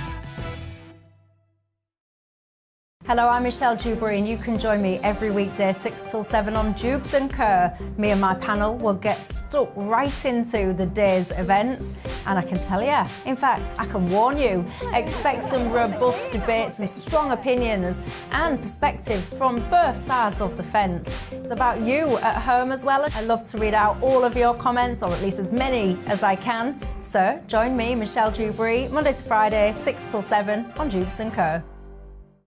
Hello, I'm Patrick Christie's. And I'm Mercy Moroki. Make sure that you join us Monday to Thursday, 10 a.m. until midday, right here on GB News for To The Point. We're not afraid to talk about the topics that matter to you, or the big topics that always matter. We cover absolutely everything, from the breaking political stories of the day to law and order, what's going on in the channel. We're not afraid to hold people to account. We always make sure we include your views on our show. Indeed, if you're thinking it, you can guarantee that we're saying it. So make sure you join the conversation with us, 10 a.m. until midday, Monday to Thursday, for To The Point on GB News.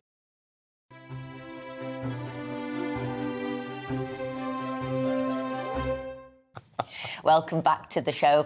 Lots of you have been getting in touch. Philip? Yeah, Fred says, do all these people who are banging on about tax rises think that money grows on trees? If the government had a crystal ball and could have foreseen COVID, the war in Ukraine and the rise in fuel costs, they would not have promised low taxation. They can't just keep giving money away here, there and everywhere without getting it back from somewhere. Mm-hmm. And we've got Kevin says, striking rail workers are contemptuous of the damage and misery they are inflicting on the public. I hope all retail, leisure and service outlets refuse to serve them. Blummin' heck, not pulling beholding your punches there, are they? Everyone seeming quite angry today. But get in touch, we want to hear from you. And if you are having a Jubilee party, a little bit of a jamboree, we want to know what's happening where you are. But look, it's been another week of travel chaos at airports across the country, with hundreds of flights being cancelled and reports of holidaymakers waiting in queues for up to 8 hours. Joining us now to explain why the situation is so bad and hopefully offer some tips and tricks if you're worried about your travel plans is travel journalist Simon Calder and spokesperson for Travel Association ABTA, Sean Tipton. So, Simon, how bad is this around the country? Right, OK, the picture today is pretty bleak if you are travelling on EasyJet, particularly to and from Gatwick. They are having huge problems there. I've just counted a total across the network of 56 EasyJet cancellations. But, for example, the 3 of the 4 flights to Amsterdam that were due to go out and come back today have now been cancelled at very short notice. We've had other short notice cancellations to Biarritz and to Nice.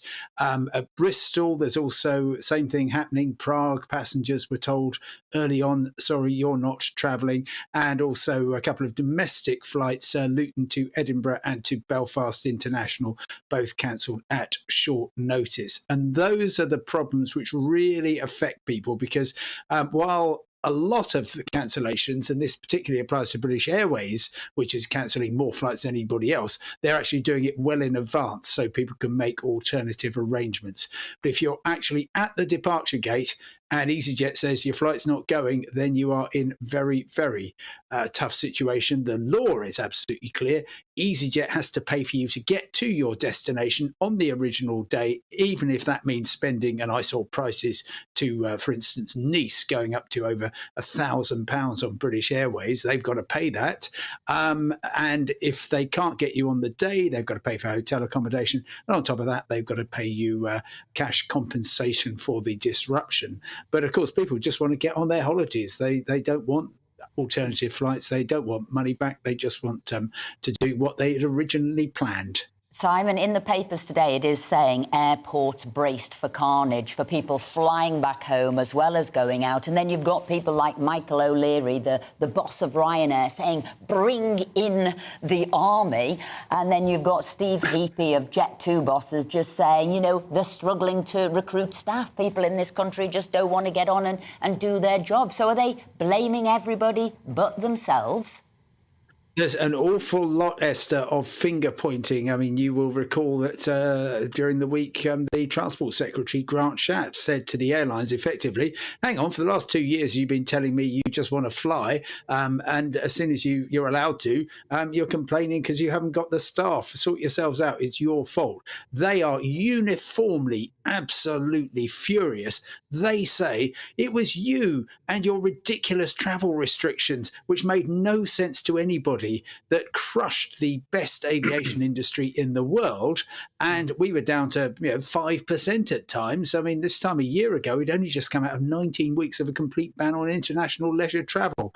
You can't get from 5% to nearly 100% without some stresses and strains. And yes, Steve Heapy of Jet2 also squarely blaming Brexit. That is clearly not the sole problem, because there's many issues happening, for instance, at Amsterdam and Dublin airports. But he says, the pool of labour has shrunk, and that's making it especially difficult. Having said that, both Jet2 and Ryanair running pretty good service today. EasyJet is doing worst in terms of on-the-day cancellations. Wizz Air also having a few of those, and British Airways too. Sean, I had a pilot in my constituency who contacted me a couple of days ago and said that, look, the problem here is the airlines and the travel industry not making any plans or sufficient plans for an upturn in travel, which was everybody knew was going to happen. Is that how you see it? I don't think that's terribly fair. And if you think about it, as Simon quite rightly said, we did for over 2 years have virtually no business whatsoever. Hundreds of thousands, I'm not exaggerating, hundreds of thousands of people left the industry. The government was talking about the support they gave, but in fact, the main support they gave to my members was the furlough scheme, which actually stopped 6 months before travel reopened. So inevitably, there were going to be issues. And I've got a massive amount of sympathy for anybody who's had their flight cancelled at very short notice, but that simply isn't good enough. Airlines should give more warning about this. They also need to make it very clear what your rights are if your flight is cancelled. And as Simon said, you are due compensation if your flight is cancelled less than 14 days prior to departure, and if they don't get your replacement flight, which is leaving less than 3 hours before you're originally due to go. And that compensation is quite substantial, and they've got to make that very clear and apologise if they've cancelled a flight. But in terms of the industry as a whole, yeah, there are airports clearly where there are problems. There are particular airlines which are cancelling flights. But if you look at the overall picture, on the whole, actually, I think the airports are doing a pretty good job, because if you think about it, suddenly we're now at levels of bookings which are, if anything, higher than before the pandemic, and that has caused problems. I don't think that's, anybody would deny that. But there are recruitment campaigns going on to get more staff on board, to make sure that we don't have the repetition of these problems as we approach the summer. And as I said, it's not the best. And I think the other thing about this is that if you're looking forward to your holidays, generally just that is something you look forward to. But now the image that people have is that they're going to have massive problems at the airport. There's going to be severe delays, which I think is not a great way to prepare for your holiday, is it? Whereas in reality, the chance of you being caught up in this is probably not that great, but it could happen.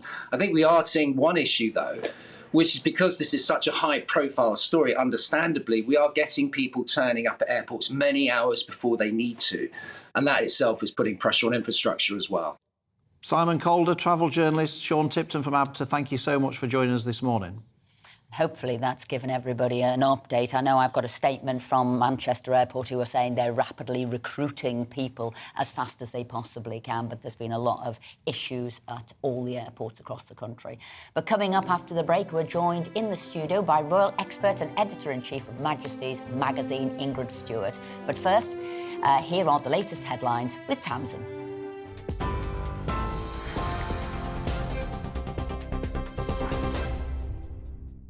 Esther, thank you. Good morning from the GB newsroom. It's 11:33. The Prince of Wales and the Duke of Cambridge will pay tribute to the Queen this evening, addressing crowds at a Jubilee concert.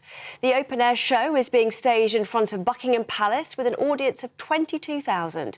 The Palace has confirmed that Her Majesty, who's been experiencing some mobility problems, will be missing the Epsom Derby, which is being held this afternoon. The Queen has taken part in a video call with recipients of the Australians of the Year award. Wonderful to have. How lucky we get technology and I can speak to you all, which is splendid nowadays, isn't it? Her Majesty was introduced to 4 Australians who've made outstanding contributions to their communities throughout the COVID-19 pandemic and beyond. During the call, the Queen said she was delighted to meet them and commend them on what she called marvellous work. Police have confirmed that London's Trafalgar Square has been evacuated and members of the public are being asked not to travel there. It follows reports on social media of an explosion being heard in the area. City of Westminster Police say officers remain on the scene, but that the square will reopen in due course. Rail passengers in Scotland and the north of England are being warned of significant disruption to services over the bank holiday weekend due to striking workers. Members of the Rail, Maritime and Transport Union at Trans-Pennine Express have walked out in a long-running dispute over pay. The company is advising people not to travel today or tomorrow with a very limited service in place. TV, online and DAB+ radio, this is GB News. Stay with us. Saturday morning we'll be back in just a moment.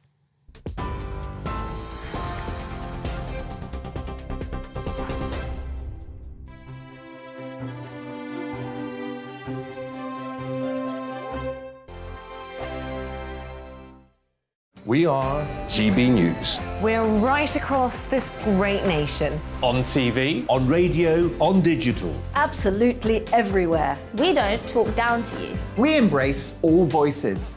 With honest and civilised conversation. We're not part of the establishment. We're one of you. And we're only getting started. Join us on GB News, The People's Channel. Britain's news channel. Every morning from 6 o'clock, we'll wake you up with GB News Breakfast with all the stories you didn't know from the night before. So whether it's serious news, entertainment, or your own views from all over our great nation, we're here to kick off your day with a smile. The national media should be reflecting and reporting what's happening here. You will notice the northwestern accents. Whether you're with us on TV, radio, or online, every morning, it's breakfast from 6 a.m. Hope you can join us. Join us for Ministry of Defence, the comedy panel show that's just like the news, in that the left fights the right and it doesn't really seem to matter who wins. We cover the big stories. It was in fact a troop of baboons and not angry vegans. I like that. And the really important stories. Fat naked cow gets stuck in swimming pool. It's a headline in a lot of local newspapers. Yeah. We're on the same team, Nick. Yeah, but I'm just helping you. Join us for Ministry of Defence, Saturday nights, 8 o'clock on GB News. I'm Dan Wootton. Join me Monday to Thursday from 9 to 11 for the feistiest and most fun news debate on TV, where free speech reigns. I'll bring you a sharp take on the day's biggest stories, bombshell newsmaker interviews, and A-list guests. And I guarantee you, no spin, no bias, no censorship, and no reason to go to bed. That's Dan Wootton tonight, Monday to Thursdays from 9 on GB News.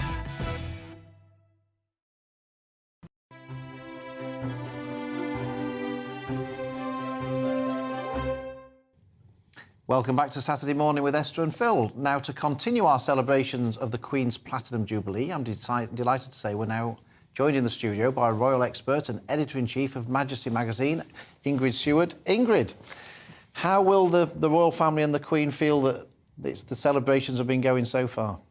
Well, I think the celebrations have been brilliant. Especially, it was so wonderful the first day with the fly past and the Queen actually being there. And it's been done quite cleverly because it is difficult to have a Platinum Jubilee celebration, which we've never had, of course, but without the main person there, the Queen. And I think yesterday the service of Thanksgiving was beautifully done. And it was as if the Queen, we knew the Queen was watching it on television. So I loved the way that she was included in the address. Yes, and all about the references to horse racing that was in there too. Absolutely. I mean, I think it's very sad that she won't be able to be at the Derby today. I just wondered about some of the sort of controversy around it, about the Harry and Meghan and the fact that Andrew has got COVID and things like that. Is Andrew's positive COVID test, is that a convenient excuse? Should we take that at face value or not? Well, the thing is, Andrew doesn't meet anyone, so I don't quite know how he could have got COVID. No, I'm sure he has COVID. I mean, I don't think that would be a very clever idea to lie about that. No, I'm sure he probably has. Harry and Meghan, well, the newspapers need a story, and they are the story, and whether they're being booed and whether they're being parted from the other members of the royal family is quite a fun read. Can you give us a definitive answer on the booometer? So, how many cheers and boos there were for everybody? Because I keep reading different reports that the Prime Minister got so many boos and some cheers, that Harry and Meghan got so many cheers and some boos. Have you got a definitive answer on the booometer scale as to who got the most boos and who got the most cheers? No, but it must have been very, very difficult to hear, because when they came out, you got the bells ringing. I mean, and basically you can't hear anything over those. People said, oh, but people were booing. But I think they might have been booing from a great distance. Now, what I'm really delighted is the fact that the public have taken ownership of it and are enjoying every moment of it. Would you have foreseen that we would have wanted to have had 4 days of this celebration? And the Queen must be delighted. No, I wouldn't have foreseen it. I thought that we, as a nation, we'd got a bit sort of blasé about all this kind of thing, and that, you know, we just were very, very happy to, you know, have a cup of tea and watch it all on television. But, you know, the crowds have been amazing, and you go around and there's lots of people with kids, and they're all wearing little crowns or carrying Union Jacks, and I am surprised that we have taken it so to heart. And it really is nice to see. One of my favourite shots was the VIP coach dropping everybody off, and then it just stayed where it was, and all the public behind who wanted to see what was going on sort of booed and jested and cheered, and the coach had to reverse. And I thought, well, actually, isn't that wonderful? Because people are saying, we've been stood here for hours, we've been here and waiting for this for weeks and weeks, we want to be a part. And I think all of the street parties up and down the country as well. Yes, I think a lot of people are having them today, because the forecast for tomorrow is even worse than today. But, I mean, there is a really nice feeling. And I remember the Golden Jubilee, not the Diamond, which was the watery one, but the Golden Jubilee. There was the same wonderful feeling of a camaraderie of all the British people together. And I think I loved that, and I think we're getting a lot of the same feeling this time. And one person who obviously isn't here, and you've just written a book about Prince Philip and a man of our century. I just wondered if you want to tell us sort of a little bit more about that, maybe how the Queen is missing him. I mean, you know, you've done various books with all of the royal family, and I just wondered how the Queen will be feeling sort of having this by herself. I think having it by herself is difficult. Of course, he wouldn't be at her side because of his great age. I mean, there's just no way. He would be 100 now. There's just no way he could be at her side. But he would be there when she got home, and they could maybe have a little joke about things. So I think she'll always miss him, because he was a tour de force as a person. And she said something lovely in her Christmas speech. This year there will be one familiar laugh missing. And I think that sort of said it all, really. You know, Prince Philip had a way of making even the most tricky situations, sometimes which he made himself, but he did have a way of, you know, lightening the atmosphere. Ingrid, thank you so much for joining us on this very, very special weekend. Thank you. The first Saturday of June marks the day of the Epsom Derby, with huge crowds of 125,000 people expected on the Downs today.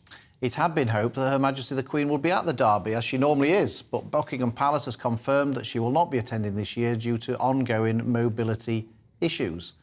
Joining us now is racing royalty, Cornelius Lycett, racing correspondent and broadcaster, who's filling in at Epsom for Her Majesty the Queen. Very valiant of you to do so as well. Cornelius, I was sort of reminiscing about some of the Queen's great racehorses of the past and how much horse racing means to her. It's very sad that she's not going to be there today. What's your favourite Epsom memory for Her Majesty the Queen? Well, I have to tell you, Phil, Esther, I can't actually hear what you're saying, so I'm going to guess at what you said there. And clearly there are tens of thousands of people here on the Epsom Downs, as have gathered regularly on Derby Day since the mid-18th century. There was a real sense of occasion because Her Majesty the Queen was expected here, and racing very proud of the fact that the Derby was part of the Platinum celebrations.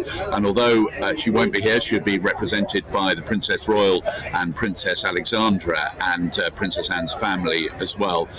They're really going to do everything else they were going to do. There is going to be a guard of honour for the royal party made up of jockeys who've ridden winners in the royal colours over the years. I can tell you that Willie Carson is involved, Steve Cawthon is involved, and some of the more recent riders as well to have ridden in those colours. Ryan Moore, who was successful in the Oaks yesterday on Tuesday and will be in action on Stone Age in the Derby this afternoon, he'll be part of that as well. And Ryan Moore also has another task away from riding in races today. He'll be laying a wreath at the statue here at the racecourse to Lester Piggott, who sadly died last weekend.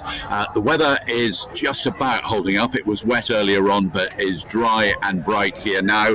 And just looking at the horses taking part, nothing for Her Majesty today, so she is absent, and there were hopes that maybe she would have a runner or a couple of runners here today. That's not going to happen. But in terms of the race itself, a huge amount of interest in the horse which is trained by one of the Queen's trainers, Sir Michael Stout, Desert Crown, the mount of jockey Richard Kingscott, and that is a strong favourite to win this race this afternoon and win what would be a sixth Derby for Sir Michael Stout. But I should just tell you that around the country today, there's racing away from Epsom as well.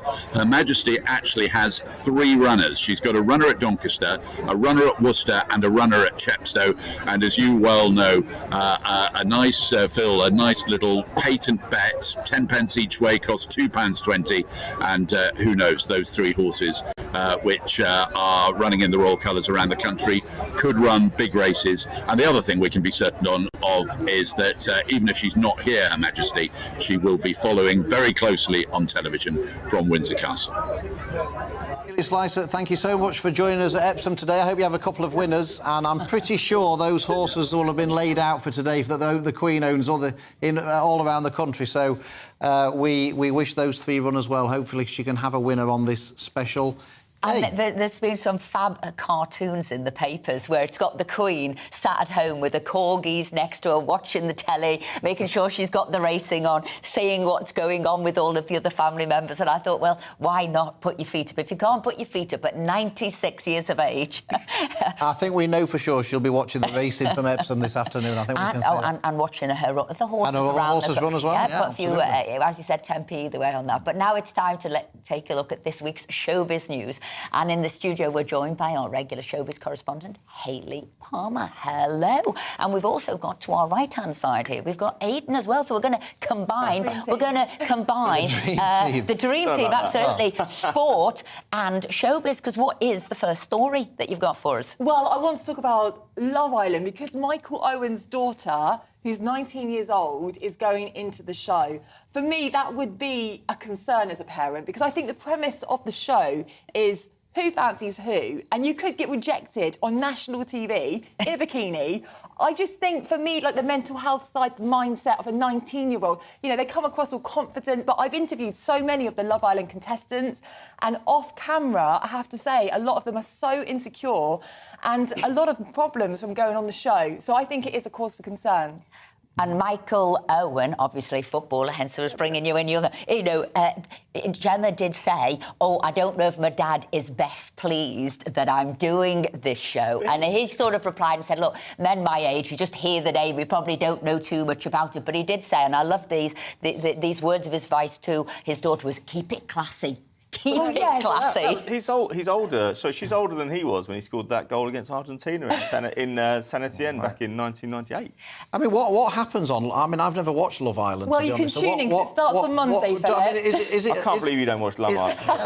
Is it as bad as... He's got Love Island at home every night, hasn't he? That's why it is. I thought I'd seen him on it. But is it as bad as it sounds? I mean, you sort of said that, you know, it's people fancying each... I mean, how far does it go on Love Island? Well, Well, I mean, who knows? But I mean, the thing for me is that you're coupled up with someone, and this year they've actually done something where the public have decided the first bit. But then someone else could come along, so you could lose that guy, and then you have to go with someone else. You've got to get a connection, haven't you? You've got to have connection, and it's just very produced these So what would your dad have said if you'd have been going on Love Island? Would he have been like Michael Owen? Would you think? I don't think he would have been best pleased. I think even now, in fact, they said to me, if you ever go on Big Brother, we'll disown you.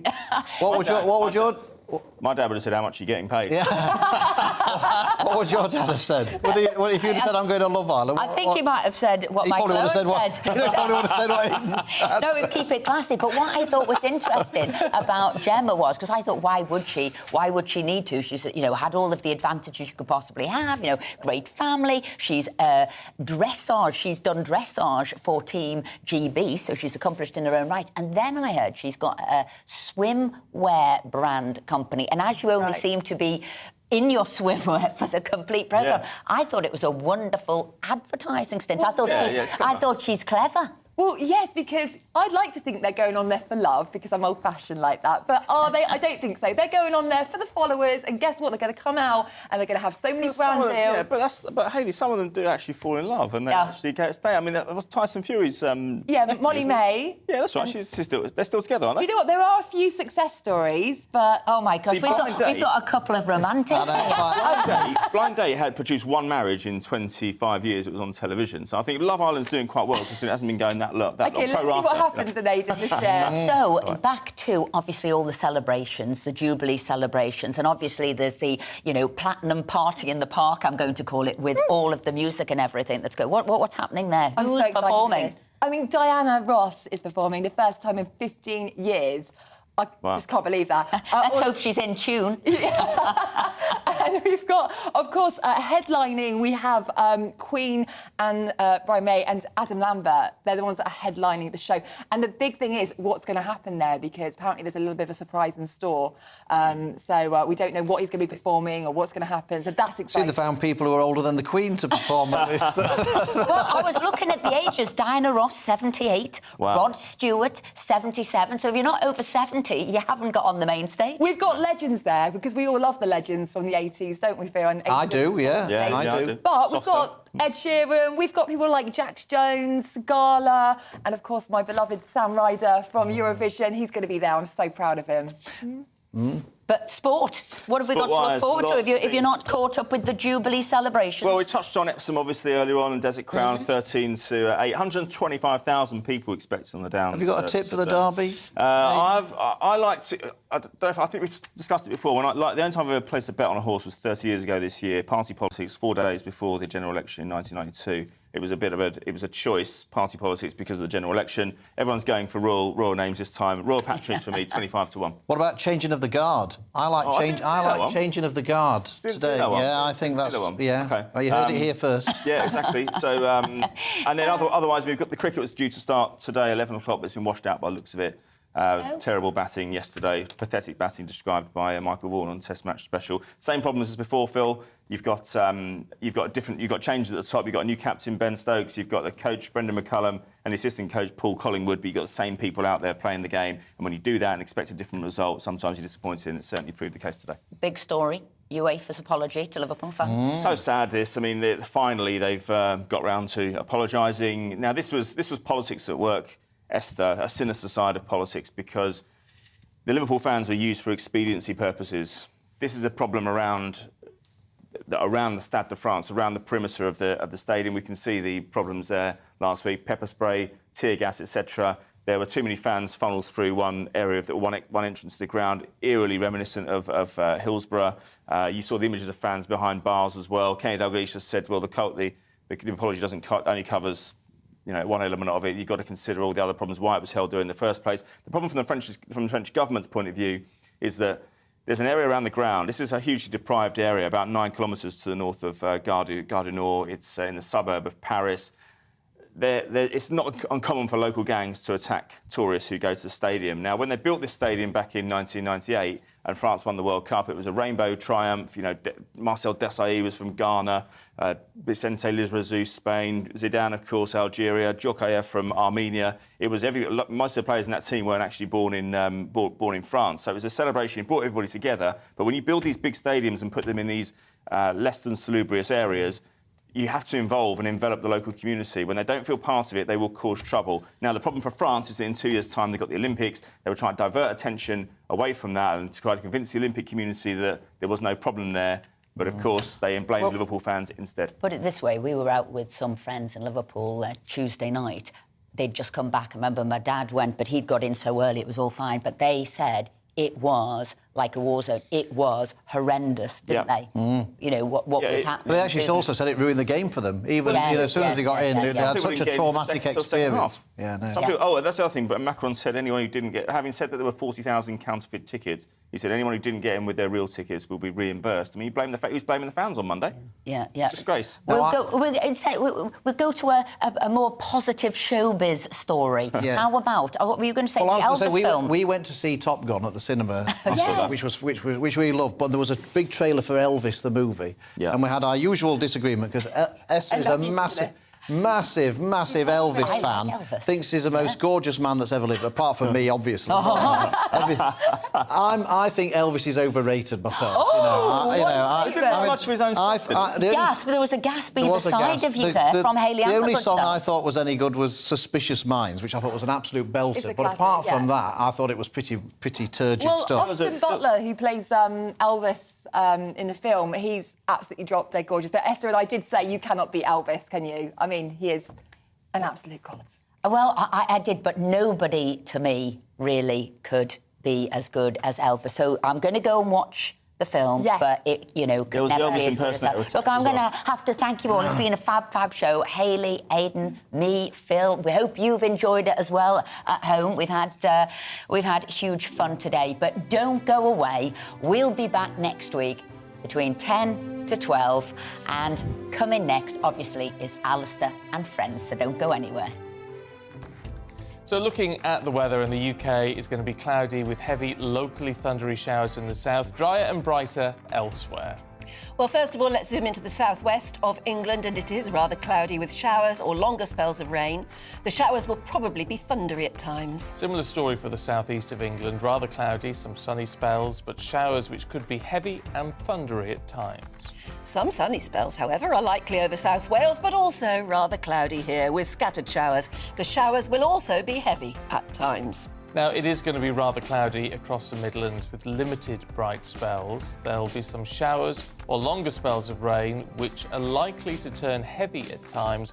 It's going to feel a little bit muggy as well.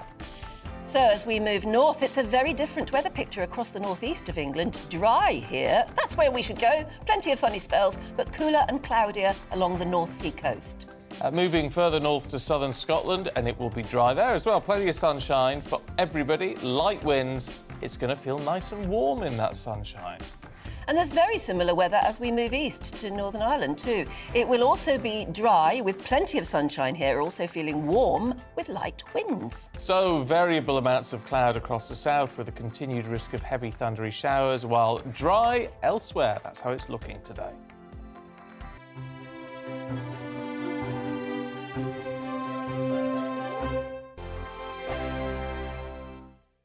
We are GB News. We're right across this great nation. On TV, on radio, on digital. Absolutely everywhere. We don't talk down to you. We embrace all voices.